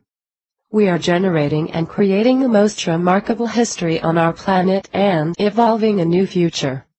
This is fantastic. We are changing what doesn't work and making it work. There is nothing more marvelous than that. And this section takes us through the steps and pitfalls. It shows us how to change our world, as one and as all, for once and for all. Let's do it. Do not conform any longer to the pattern of this world, but be transformed by the renewing of your mind. Romans 12:2-9. 3.1. Current reality. The truth is, parts of our current reality are stifling, derailing and even destroying us, and we are oblivious to it. They are distracting us from who we really are, making it impossible for us to live our purpose and experience a fulfilled life. The problem is many of these aspects of our reality have become a way of being for us, a habit. We have existed continually in a particular, repetitive cycle, and therefore we have begun to normalize ways of being that disconnect us from our vitality, and from everything that truly matters. And when we have lost our connection to what matters, we can no longer see what matters. We can no longer be what matters. Then we become like that moth, flying aimlessly on autopilot around in circles, fixated on a delusive light that is in fact a treacherous trap. Our bodies will break down under the pressure of living an unnatural existence like this, just as wild animals rarely thrive in captivity. We see proof of this in the growing number of mental and physical health issues. When we lose our core selves, we are completely lost. We feel empty. and this makes us even more susceptible to that which sickens us. This section outlines how and why parts of our society and surrounding world render us lost, trapped and powerless. It shows us how to reclaim our essence in the face of our current reality, and how to evolve, revive and reconfigure the world around us in order for us to thrive and generate magnificence. To change anything we must first see it for what it is. Here, we do just that. We see the world for what it is. And that allows us to transcend it rather than be bogged down in it. Then the world will catch up with us. Here, we forge a new path together. And we can rest assured that the world will follow, because every one of us knows, deep down, that this is the only way forward. The most damaging phrase in the language is, "It's always been done that way." Grace Marie Hopper. 3.1.1 Disconnecting. Now it is time to take a good hard look at the connections you have made, and decide which are constructive and which are destructive. It is important to understand that if you are allowing others to act in harmful and hurtful ways, you are allowing them to be a destructive force in the world, and they are not just destructive to those whom they direct harm, but to themselves, and to the energy of which we are all part. So, what this means is you are acting with complete love if you peacefully walk away from destructive action, regardless of where it's coming from. You are also preserving all life by refusing to be part of any damaging activity or behavior, and by doing all you can to stop it peacefully but determinedly. So give yourself permission to walk away from all destructive patterns, regardless of who or what they are, and no matter how long or closely you've been connected to them or associated with them. We cannot be soul-directed and create a new love-centered movement while we are allowing others to act in life-depleting ways towards us, or while we are part of destructive groups and associations. We cannot connect to and engage in the ultimate powerful omnipresent life source while we are also connected to and engaged in division or judgment. It really is not complicated. The problem is we, through generations of imposed and foundational connections, have made the simplest facts ridiculously complicated, to the point where we have lost the message and we no longer know what really matters. What you connect to is crucial. And what you disconnect from is just as crucial. If it, they, or them, are life-generating, kind, inclusive and love-directed, connect. If not, disconnect. That is all that matters. You have now become part of the most powerful life-generating force on Earth. And what matters most is to stay connected through a complete soulful focus. Be absolutely determined. And allow nothing and no one to deter you. Choose your friends very carefully. And be meticulously selective and discerning about the groups you engage in and connect to. Resist the temptation to engage in a fight. There is no need to convince those who are not interested in changing to change. The most powerful thing we can do is take responsibility for our own action, be open about what we are doing and why, and then allow others the process of their own unfolding, without judgment. Just as trying to change your brain babble engages it, and grows it, simply through focusing on it, the same thing happens when you try to change people or wrestle those who are caught up in destructive patterns of behavior. Like negative thinking sinking sand, to do so will take you under. Simply walk away, with love, and send them a copy of the truth. They will join the revolution when they are ready. You are free now. And your choices will keep you connected to one part of the greatest unfolding of freedom you could ever imagine. Self-realization means that we have been consciously connected with our source of being. Once we have made this connection, then nothing can go wrong. Swami Paramananda. 3.1.2 Collective energy. When a group of people comes together through a united and determined focus, a collective energy is automatically formed. We see this in numerous community congregations including religious, political, corporate and recreational group gatherings. Consider a rock concerts, for example. People gather together to enjoy a shared music experience, one they collectively enjoy. Through that commonality, and the focal point being the performer, the crowd create a powerful collective energy, which can be intense, exciting and intoxicating. This can also be experienced in churches, particularly evangelical churches, where people are encouraged to express themselves and share enthusiasm for their faith. Usually encouraged by leader, the focus and expression literally becomes contagious, and eventually the entire group seems to be behaving in a type of orchestrated way. They resemble one another, generating energy from and through those around them. As we know, what you focus on grows. So when you have a large group who unite in a common focus, the energy generated through that focus grows exponentially. The larger the group, the more powerful the collective energy is likely to be, and the more palpable and infectious it will become. Usually a collective energy will start with one person, or a small focus group, who set an example. Then, one by one, the rest of the group follows. There is a fascinating YouTube video uploaded by Derek Sivers, 2010, that illustrates this beautifully. A group of people are filmed sitting in a park and suddenly one person begins to dance freely. At this point he is an outsider to the group, perhaps a freak or weirdo.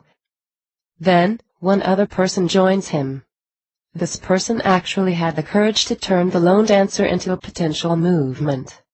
Then, a second person joined in, and this became the tipping point if you like. No verbal communication occurred. And suddenly, at a very fast pace, others began to join in the fun. When the second person joined the dancing group, the potential movement became a reality, which is why the greatest leaders are actually the first committed followers of an original or new idea. Collective energy, like all energy, is either life-generating or life-depleting, and either way it holds much greater power than individual energy alone. Because collective energy is an accumulation of mass individual energy, it is much more powerful than non-united individual energy, and therefore it can drive its focus very fast. If that focus is source-directed, it will engage in the ultimate creative genius, the dynamic manifestation of life itself. Clearly, dancing and having fun, connecting to others in a friendly way, and embracing those around you as one or as an equal is a soulful expression of life. On a much larger scale, there have been historical examples of the power of collective energy at work. Virtually every love-directed religious or even political leader illustrated powerfully life-generating collective energy. Mother Teresa, Gandhi, Martin Luther King, for example, showed us how when we engage with others through a life-generating focus, and this focus is shared, one by one our individual energy combines to create an incredible result. Destructive systems can be peacefully overthrown. Divided people can be united. The accepted status quo is permanently altered. What appeared to be impossible becomes impossible. If we did the things we were capable of doing, we would literally astound ourselves. Thomas Edison. 3.1.3 Expansionary energy. On the other hand, there are unfortunately horrific examples of destructive collective energy at work as well. The obvious historical example is Hitler's Germany. An insane, deadly collective energy turned people into facilitators of atrocity through a forced attachment to, and promotion of, division, fear and hatred. The collective energy grew, exponentially, but without a source-directed focus. And that grew catastrophe. A collective energy that is not source-directed also grows at an increasingly rapid rate as more people join in or support the thought process, movement or belief system. Because what we focus on grows, when a large group of people promote and share a destructive focus, the resulting collective energy will attract a great expansion as the group gains numbers and momentum. This energy is called expansionary energy. It generates growth, but destructive growth because it is not source-directed. And this is how all the most devastating forces on Earth take hold. In contrast to source energy, which can grow anything out of nothing, expansionary energy can only be a catalyst to what is already growing.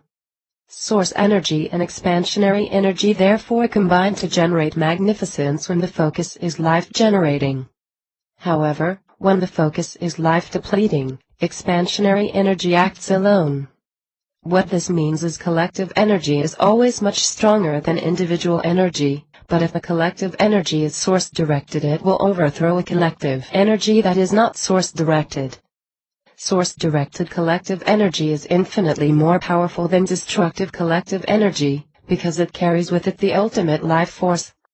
We can be deeply encouraged by this knowing, as what it tells us is provided we remain committed and attached to a constructive source-directed collective energy, we can and will overpower and conquer any destructive collective energy. The secret lies in numbers.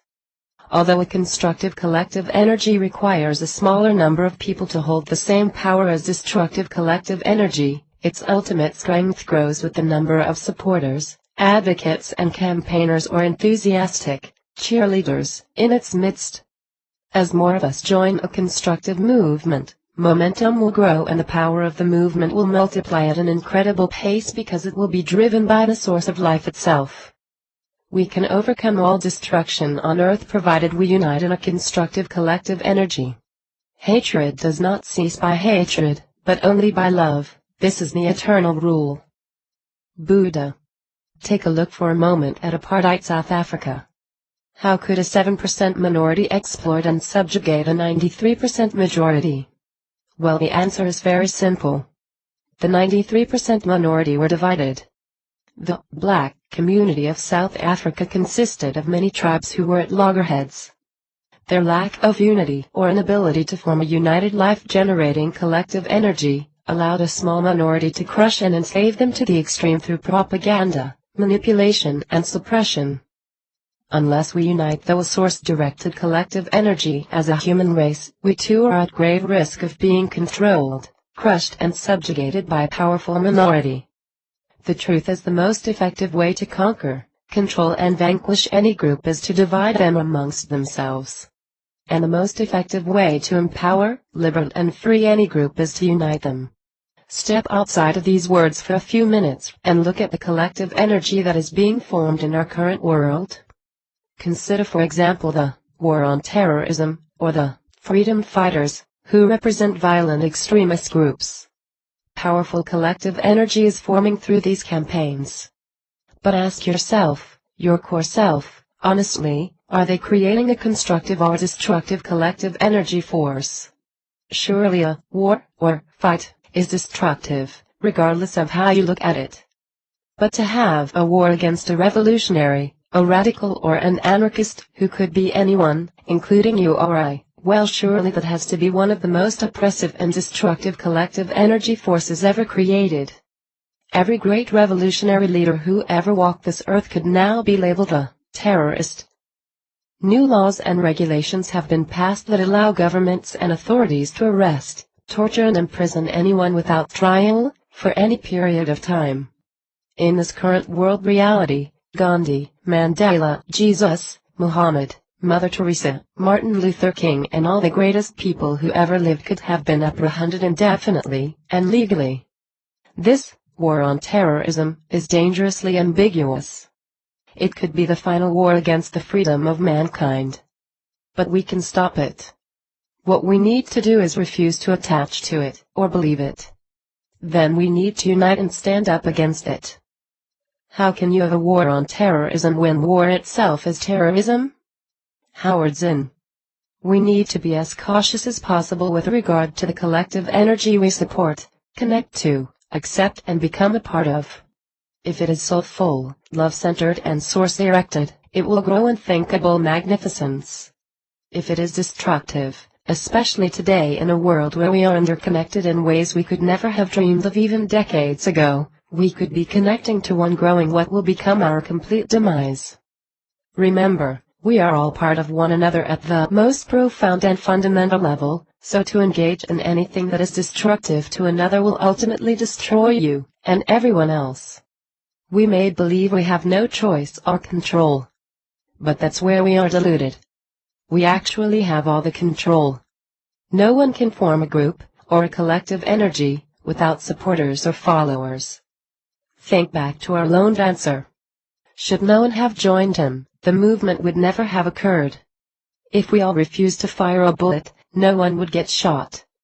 If no one joined the army, there would be no war. If we stopped buying misery, it would not exist. If we boycotted any organization or company that engaged in unscrupulous, ruthless, cruel or exploitative activity, We would drive ethical business. If we all refused to violate others, there would be no violence. If we saw the war on terrorism as an imposed and destructive propaganda tool, which promotes optimal fear and division amongst all of us, while giving a small minority the ultimate power to subdue, suppress and detain or demolish anyone or anything for no real reason, then we would rise up against it. We would see it for the destructive nonsense it really is. And the minority who are promoting it would no longer hold the power. There is no way they could arrest or detain the entire population. We must stand together, united, not as nations, not as countries, but as a human race.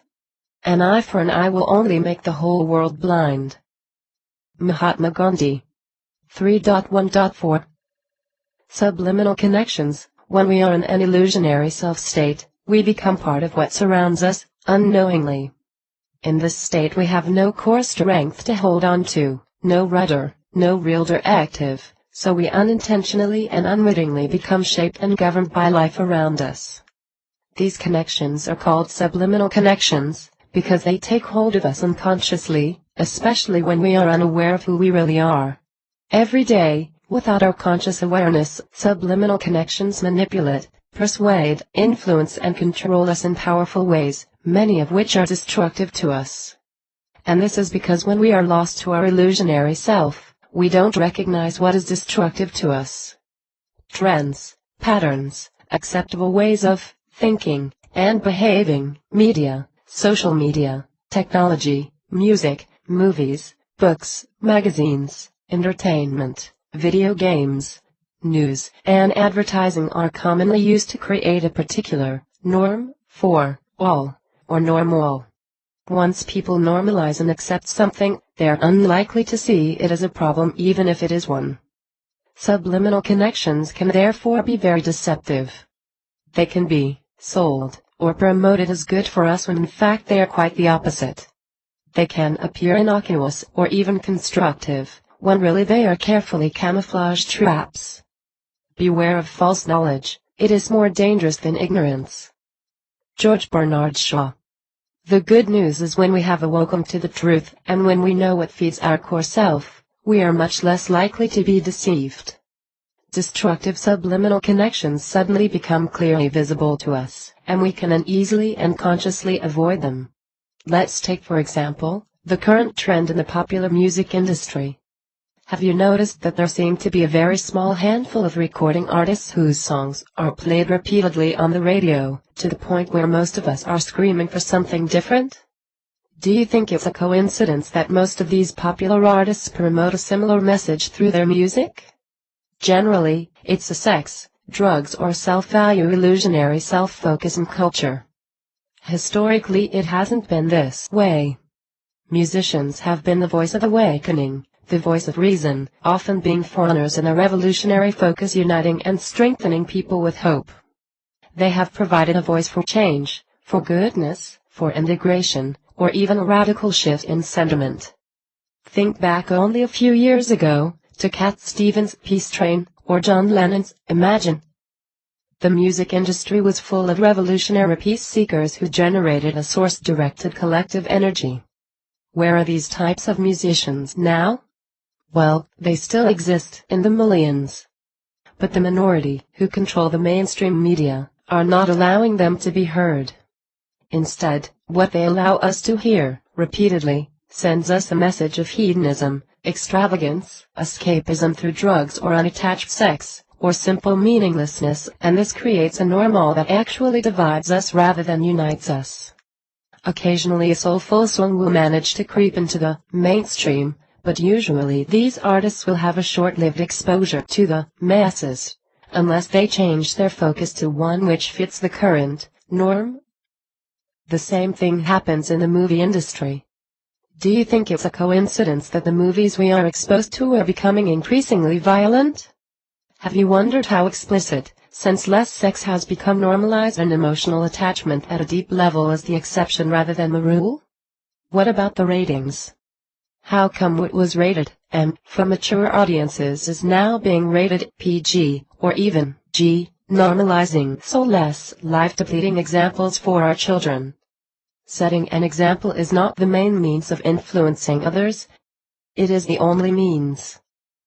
Albert Einstein. The fact is we have the ultimate choice. No one can force us to watch movies where killing is a game or sport, for example, or where explicit, exploitative and abusive sex is attractive. Once we see how destructive this type of entertainment is to who we really are, we will simply refuse to buy it. We will not expose our children to it. We will see this type of entertainment for exactly what it is, a powerful way to disconnect us from our ultimate strength, rendering us powerless and connected to what destroys us at an essential level. When we make this choice, the movie industry will have to change.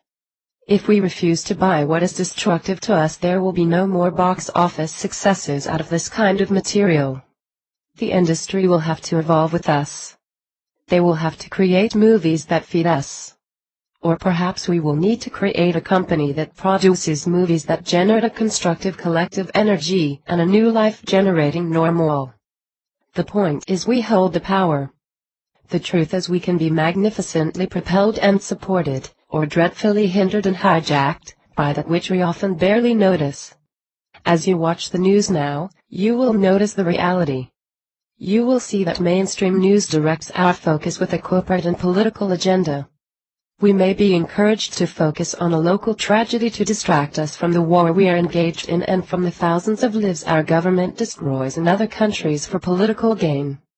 Our attention may be diverted to menial celebrity stories to deflect our focus away from major global issues.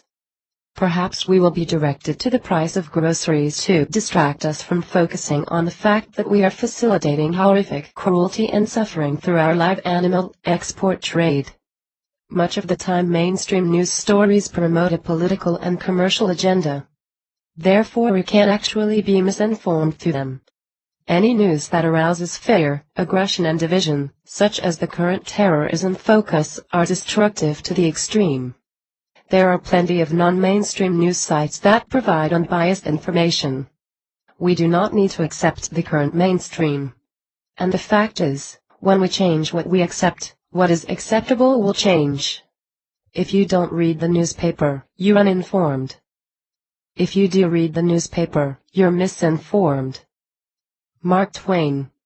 In the same way we can choose the games, movies, books, internet sites and social media sites we connect to. We can download music that feeds our soul and support musicians that unite us, empower us, provide us with a voice of reason, and a new way forward. Then that will grow and our world will automatically change. We hold the power, you and I. And once we know that we will create the world we all want and need. We need to know that when we support or connect to anything that glorifies or promotes violence, self-indulgence, decadence, abusive or exploitative sex, division, control, oppression, marginalization or segregation, we are depleting all life at every level, especially our own. And we are sabotaging our children's future. So when it comes to social media, for example, we can simply adjust what we connect to. We can block news feeds that are destructive, narcissistic or self-absorbed, knowing that they are actually divisive. We can refuse to connect to anyone or any group that does not maintain a soulful directive. Then we can connect to and support pages and news feeds from groups or individuals who have a united life-generating love-directed focus. This will be extraordinarily powerful. One by one, we will change the face of social media to evolve and grow all of us. And that would enable fantastic constructive collective energy. We can use what is to create what needs to be. The real voyage of discovery consists not in seeking new landscapes, but in having new eyes. Marcel Proust. It is also important that we don't become despondent when we see some remaining in destructive patterns and buying destructive soul food. When we are soul-directed, we are no longer affected by what others do. We are able to see those who connect to these destructive subliminal connections compassionately, knowing they are lost in an illusionary self-state. We are able to let them know the reasons for our choices, sharing the truth with them, without expectation. Together we have examined only a few examples of ways in which we can become disconnected from our power and disabled by the connections we make in normal society. Many delusive subliminal connections keep us trapped in an illusionary self-state. But when we choose our power, fulfillment, purpose, meaning and our future, and we know that it depends entirely on the connections we choose to make, or not make, we will create an underground movement that will eventually reshape reality. It's actually as simple as a focus. What you focus on grows, and what we, as a united group, focus on grows exponentially. This condensed version of the message is limited in how many examples it can provide. However, the underlying theme remains the same.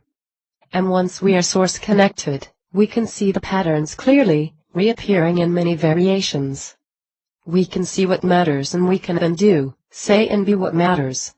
Thank you for being the magnificent force you are. The future enters into us, in order to transform itself in us, long before it happens. Rainer Maria Rilke. 3.2. Driving the movement.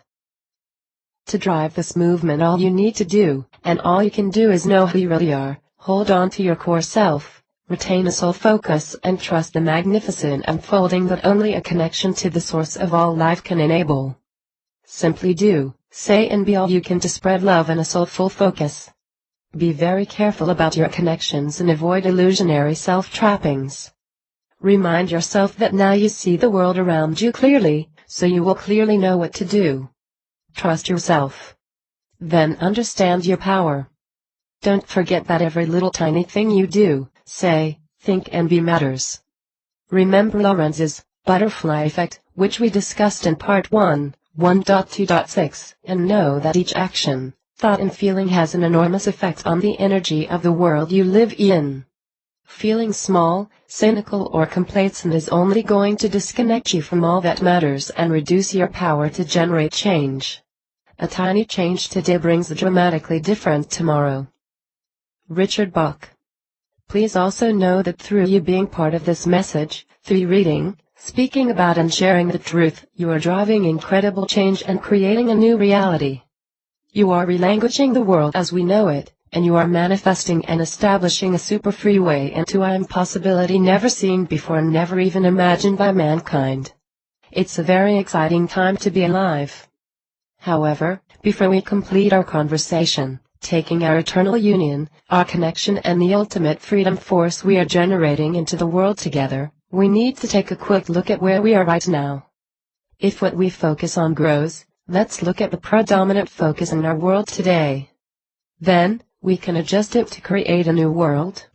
Never doubt that a small group of committed citizens can change the world. Indeed, it is the only thing that ever has. Margaret Mead. 3.2.1. The way the current world works, you may wonder why a small corporate, media, political minority are brainwashing and influencing us towards an empty, unfulfilled and often even sickening illusionary self-state. Wouldn't they want us to be connected to that which empowers us and fulfills us? If not, then why not? Well, the truth is the world we live in today is ruled by a very effective system. And essentially that's an economic system. The economic system is dominated by a select group of corporations owned by an exceptionally wealthy few. They have a vested economic interest in just about every major industry, political party and media group. The economic system is based on an exchange of currency, called money. So the system's success depends on a monetary system. And in simple terms, the more money that changes hands, the healthier the system is considered to be, and the wealthier those few who dictate the system become. Within this system, monetary wealth equals power. There is a measure for the exchange of money that happens when we produce or purchase goods or services, which we then go on to sell or buy. This is called gross domestic product, GDP, and today, in our current world, a country is only considered as important or successful as its GDP growth. The greater the GDP, the greater the country's power and influence. At the moment, we have become part of this system, and like cogs in a wheel of a great machine, we keep the system running. Without you and I feeding and supporting the system, it would break down. For the system to work efficiently, we need to spend money. We need to consume. So we become consumers. We need to keep buying as much as possible in order to generate GDP growth. In the West, we go to work. We work hard to get a pay rise, promotion, increase, performance, or generate more profit. We come home, usually exhausted. We buy food, clothes, cars, houses and a variety of things to go in them. We borrow money from banks, and that keeps us committed to working hard every day. We watch television, listen to the radio and read magazines in our leisure time, where we are consistently persuaded to believe in what depletes us, to spend more money and admire those who do. We are led to believe that extravagant spending on unnecessary things is a mark of success and prestige. And all of this keeps the economic system thriving. Normal is getting dressed in clothes that you buy for work, and driving through traffic in a car that you are still paying for. In order to get to the job you need to pay for the clothes and the car, and the house you leave vacant all day so you can afford to live there. Ellen Goodman. The problem is this system, and the way of life that goes with it, connects us to our illusionary self. It completely disconnects us from who we really are, and from our joy and vitality. We may survive, but we cannot possibly thrive while we are mechanized by an economic system. 3.2.2 How systems within the system can delude us. Often what we are told we need, and what we are led to believe makes us well, is actually feeding the economic system, and making us sick, very sick. We are affected not just at a soul level, but at a physical level as well. Below are some challenging but vital facts, which provide only a few examples of how we can be misdirected by a soulless monetary system. This is not about singling out one or two systems within the larger system. It's about illustrating, through example, how destructive an economic system can be, even within the health and mental health sector which we expect to support our well-being. Before we begin this segment, and because we are about to discuss the medical system, we need to first acknowledge the fact that doctors are some of the most genuine, caring people we could ever meet. They are usually deeply connected to a sense of great goodness. They are typically well-intended individuals, carrying a great desire to help others and to make a difference. And they do. They perform incredible, life-saving work daily. They give countless people life and quality of life. They could, in many ways, be seen as the ultimate life generators. Nurses, other medical professionals, and all those who care for us when we are sick or injured, enable and support life. For this reason, the genuinely good people who work in the field of medicine and healthcare deserve the utmost respect and admiration. This is an important point to make, and a vital point to remember as we travel ahead, because what is about to be discussed involves parts of the medical system, and it is in no way intended to hurt, harm or misrepresent the wonderfully inspiring and impassioned people who work within this system. It simply provides a powerful illustration of how the systems within the system control and dominate all of us, even those of us who are most well-intentioned. Let us see this exploration for what it truly is, a reflection of where we are as people, a powerful collective reflection. Let's start by looking at a couple of facts regarding breast cancer. Few of us realize that Breast Cancer Awareness Month, BCAM, is a billion-dollar industry and best-selling brand that was created and is funded by a company who also manufactures the world's #1 breast cancer treatment drug, Isaacs, T2009. And this drug has been proven to cause breast cancer, Natural News, 2009. Another interesting breast cancer fact is the National Cancer Institute itself declares that mammography could cause 75 cases of breast cancer for every 15 it identifies. Natural News, 2005. It's worth noting that John D. Rockefeller is one of the elite super-wealthy who control the economic system, and he founded the American Cancer Society in 1913, the same year he established the Food and Drug Administration, FDA. The FDA will only approve patentable drugs, which means natural medicine that is available to all of us, and that is not a patentable chemical, cannot be approved by the FDA.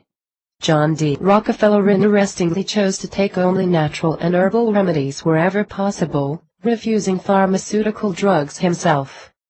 Let food be thy medicine and medicine be thy food. Hippocrates. Another disturbing fact is it is estimated that each chemotherapy patient is worth between $250,000–500,000 to Big Pharma, a nickname for the large pharmaceutical companies, Bollinger, T. 2006, 2011. So perhaps it shouldn't surprise us that if GDP growth is the main focus in our economic system, then the companies and organizations we are led to believe cure cancer and promote cancer awareness and fundraising also cause it. In fact, with an economic system focus, it may not even surprise us if universities and medical schools are funded, and as a result doctors are trained or indoctrinated by these same organizations. And this is not the doctor's fault. They are simply part of this system. One study published by the U.S. National Library of Medicine National Institute of Health stated, the overall contribution of curative and adjuvant cytotoxic chemotherapy to 5-year survival in adults was estimated to be 2.3% in Australia and 2.1% in the USA. Cytotoxic means cell killing. The report went on to state, to justify the continued funding and availability of drugs used in cytotoxic chemotherapy, a rigorous evaluation of the cost-effectiveness and impact on quality of life is urgently required. Morgan, G. et al., 2004. No such publicized evaluation has occurred to date, yet we still continue to use these cell-killing treatments. Could it be because this is a very profitable industry that is very good for the health of our economic system? It can be very difficult and confronting to ask these questions and to open our soul and eyes to what could really be happening, or to what we could be unintentionally growing and supporting. However, as challenging as it is, once we see the truth we will have pushed through the cocoon and we will begin the route to our freedom. While we allow ourselves to be deluded, we will remain in the dark, paralyzed by our true potential. Facts do not cease to exist because they are ignored. Aldous Huxley. It is imperative that we resist the temptation to blame or condemn individuals. We need to maintain a big picture focus. And as more and more individuals awaken to the truth, the wheel will begin to turn in a different direction. Medical professionals, like other Western system educated people, trust what they know. They believe what they've been taught. Their options, given various scenarios, have been laid out through their systemized learning or training. And they trust the medical system, probably even more than you or I do. Most of the time what they have learned serves them, and us, very well. It really does work. It restores us. It saves lives. Advances in medicine have been mind-boggling, especially over the last century. And this knowledge is powerful. But unfortunately, with this kind of power, the opportunity to generate destruction is high.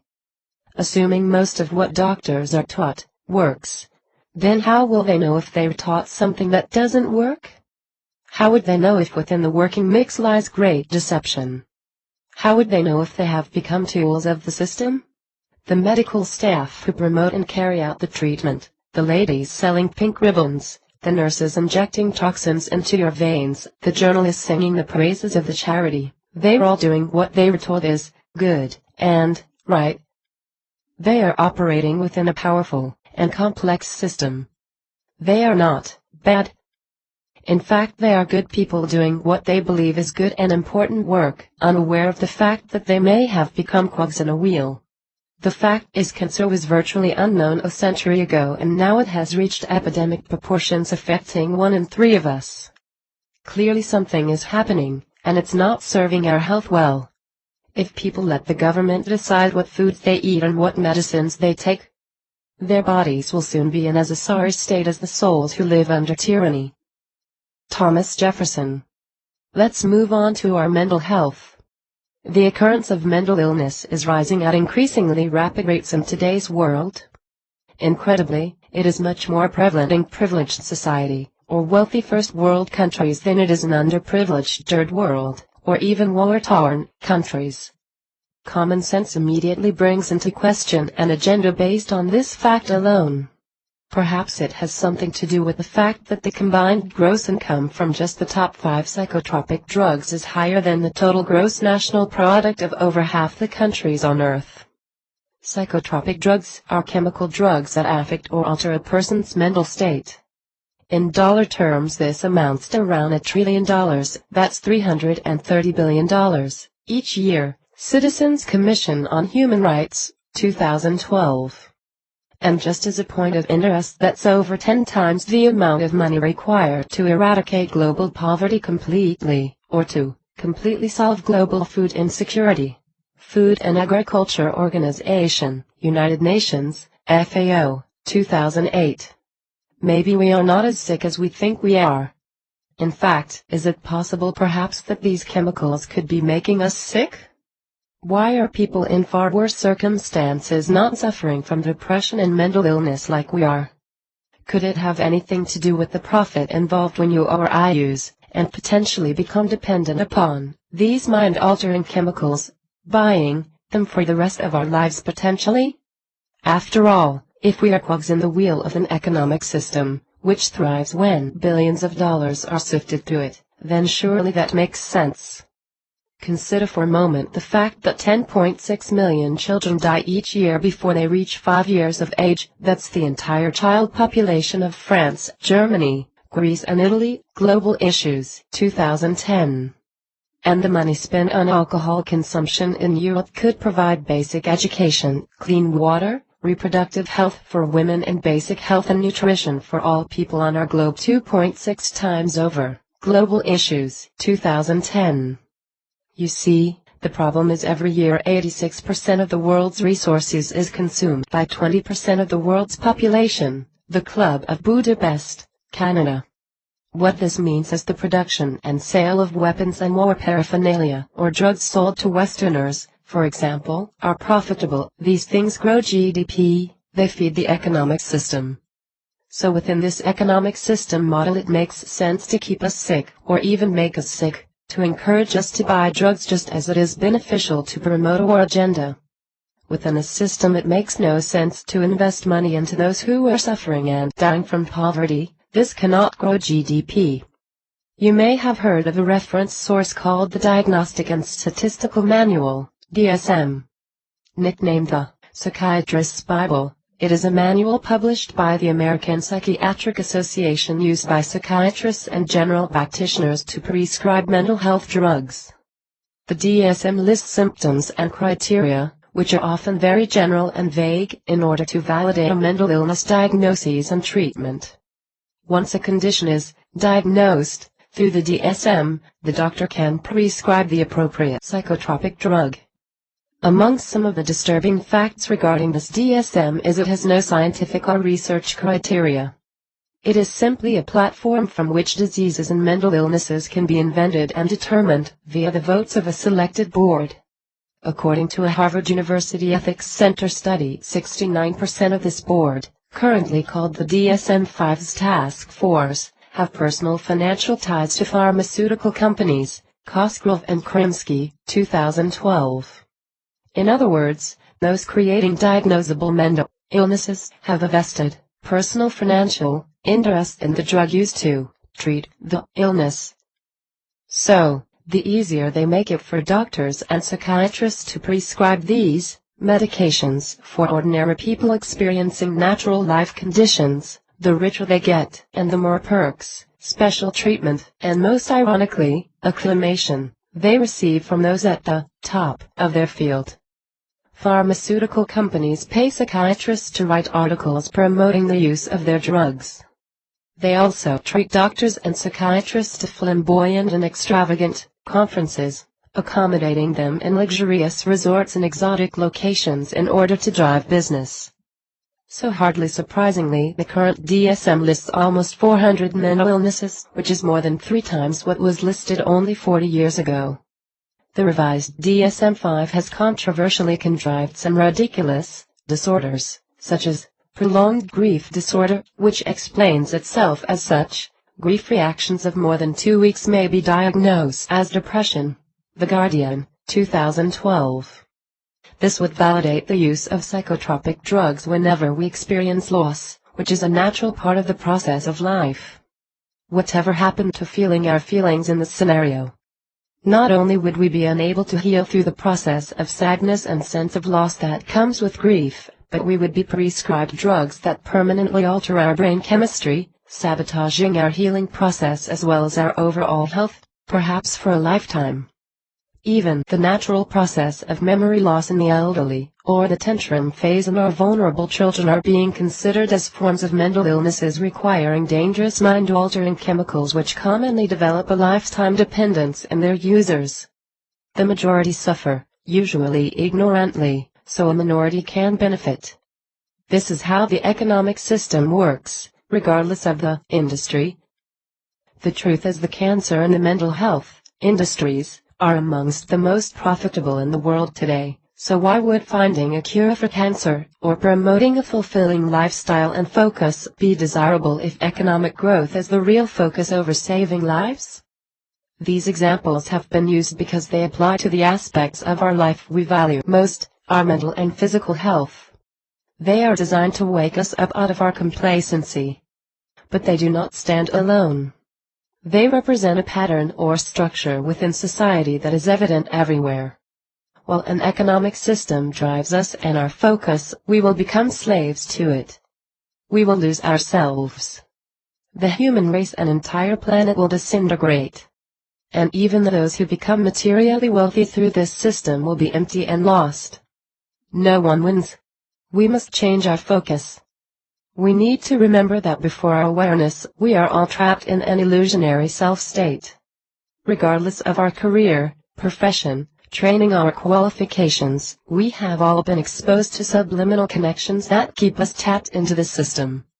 So, in an autopilot state, and without awareness, we can be dominated and driven by that which destroys us. It is in the system's interest to keep us all zombified and mechanized. All of us, including teachers, policemen, solicitors, psychologists, pharmacists, bankers, economists, accountants, journalists and any other profession you care to name, are taught what we know through the system. We are taught what to think. In this system, how to think exists only within the parameters of what is already known, what has been, is being, or is about to be taught. This applies to every single one of us who are educated in the current conventional education system. We learn what to think without learning how to think. And often we are called to action without being conscious to who we really are, and therefore without conscience. And that is how the economic system drives good people to do unconscionable things. We must ask questions. And we must see the truth, even though some truth can be very difficult to digest. The truth does not change according to our ability to stomach it. Flannery O'Connor. Often that which feeds and fuels GDP starves and destroys us. Using the phenomenal collective energy we are now forming, we can unite in great numbers. Medical professionals who know the truth can band together using years of research and independent studies to truly prevent cancer and educate people about the current treatments. Doctors, psychologists and psychiatrists who will awaken to the truth will be genuinely saving lives and creating a better world by unifying in a quest to no longer be dominated, manipulated and dictated to by the pharmaceutical industry. These people will be amongst our greatest heroes. We simply need to band together, and to forge a new direction. We can start independent medical schools that are not funded by the pharmaceutical industry. We can expose corruption and hidden agendas. We can apply the simple new language we have discovered together and do only that which is life-generating regardless of what the system dictates. We cannot be held hostage to a system unless we allow ourselves to be. And as more of us stand up to be counted, we will use the great advances we have made over the last century to benefit all of us. We all need to be brave enough to see the truth. And when we see that what we're doing is destructive and change what we're doing, we are in doing so changing the world. I would unite with anybody to do right and with nobody to do wrong. Frederick Douglass. 3.2.3 We hold the power, in summary, Within the economic system there are many other systems which all support the same aim, agenda or focus, including the political, educational, legal, defense and banking system. The media as well as the entertainment industry is used as a propaganda tool to promote the system's aims or agenda. And the majority of us play into its hands, obliviously. The result is a tiny minority of the world become increasingly rich and powerful. They dominate and control the rest of the world's population in whatever way works best for the economic system. Corporations therefore rule the world. And we allow them to, simply by buying what they sell us. Unfortunately though, by ignorantly buying into the system we are selling ourselves very short. The truth is we hold the power, despite what we are led to believe. We are the mechanism of every single system within the greater system. Every system depends entirely on you and I for its survival. And when we change our focus and sentiment, we will also change what we do, buy, and believe. Then the system will have to adjust to us. Therefore we control the system. It does not control us. When we change what we connect to we will change the world. The point is you have now uncovered who you really are. You know you are unlimited, infinite life-generating energy at your elemental core. And you know that to be love-directed and life-generating will be your ultimate feeder. This is your life purpose.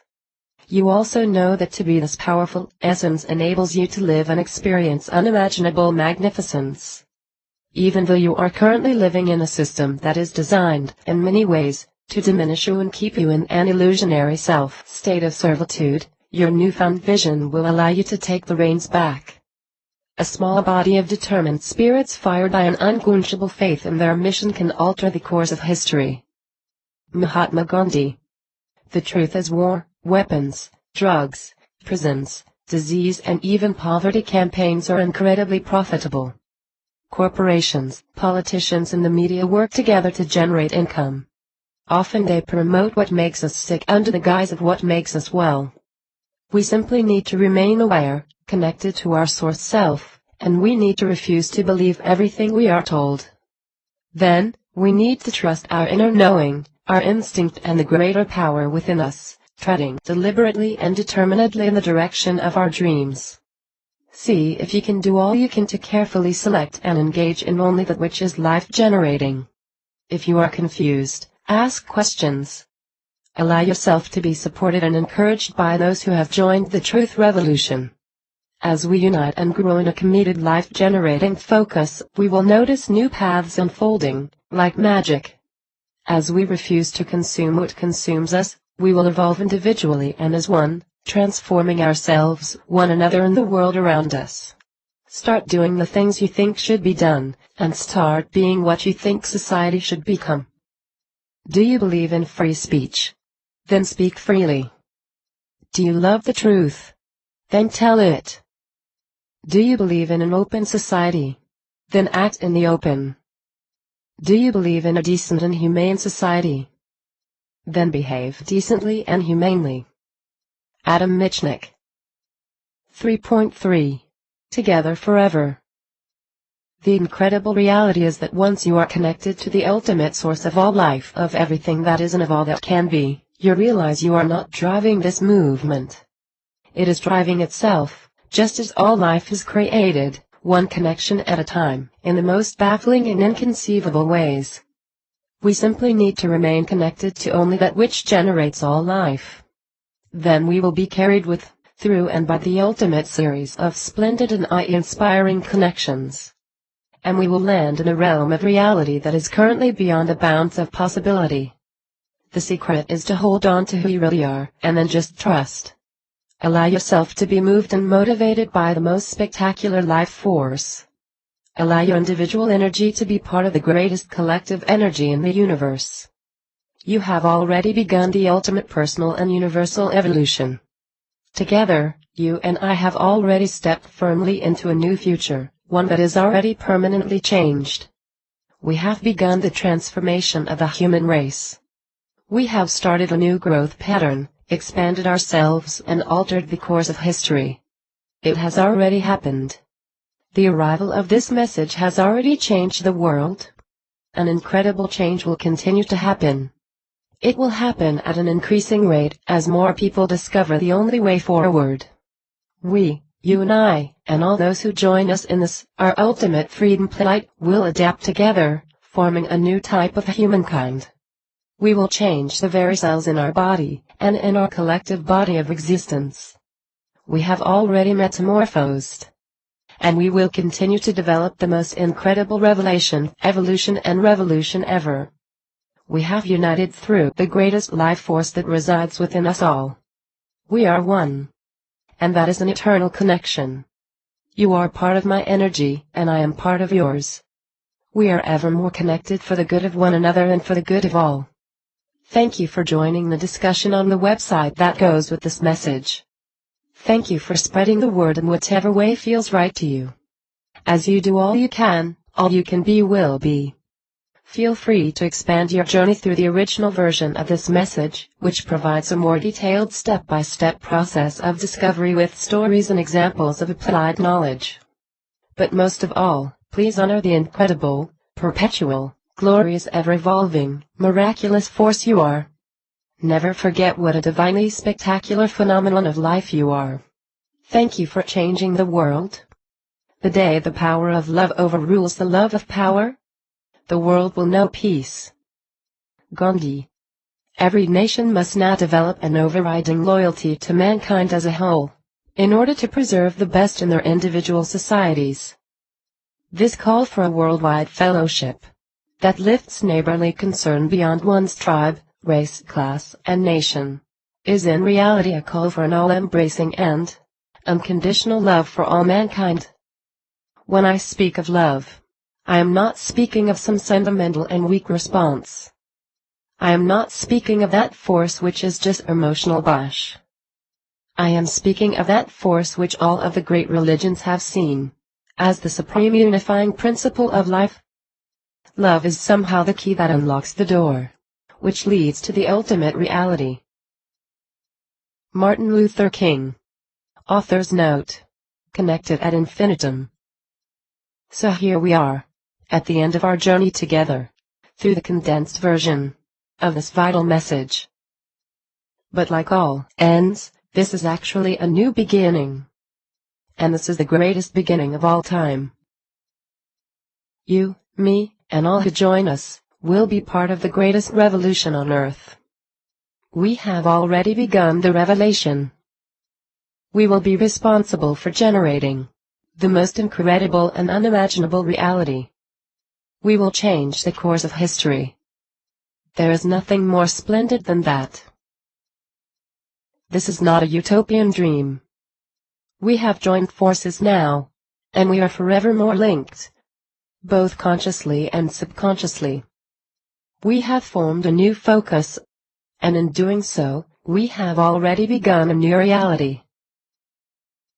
Feel within you the wonderful inner strength that comes with understanding who you really are, what really matters, and knowing we have one another as energetic partners in creating the reality we so deeply crave. Feel within you the fantastic inner peace that comes with knowing how deeply you are loved and appreciated by me and by all those who value the future of our world. Feel within you the astounding power that comes with knowing and feeling the great connection to your inner soul, to the inner soul of all, and to the greatest life force in the universe. You are forever changed. We are forever connected. Together forever, we are set to make history. Yours with abundant and eternal gratitude and love, ad infinitum. Imagine that there's no heaven. It's easy if you try. No hell below us. Above us only sky. Imagine all the people living for today. Imagine there are no countries. It isn't hard to do. Nothing to kill or die for. And no religion too. Imagine all the people living life in peace. You may say I'm a dreamer, but I'm not the only one. I hope someday you'll join us, and the world will be as one. Imagine no possessions. I wonder if you can. No need for greed or hunger. a brotherhood of man.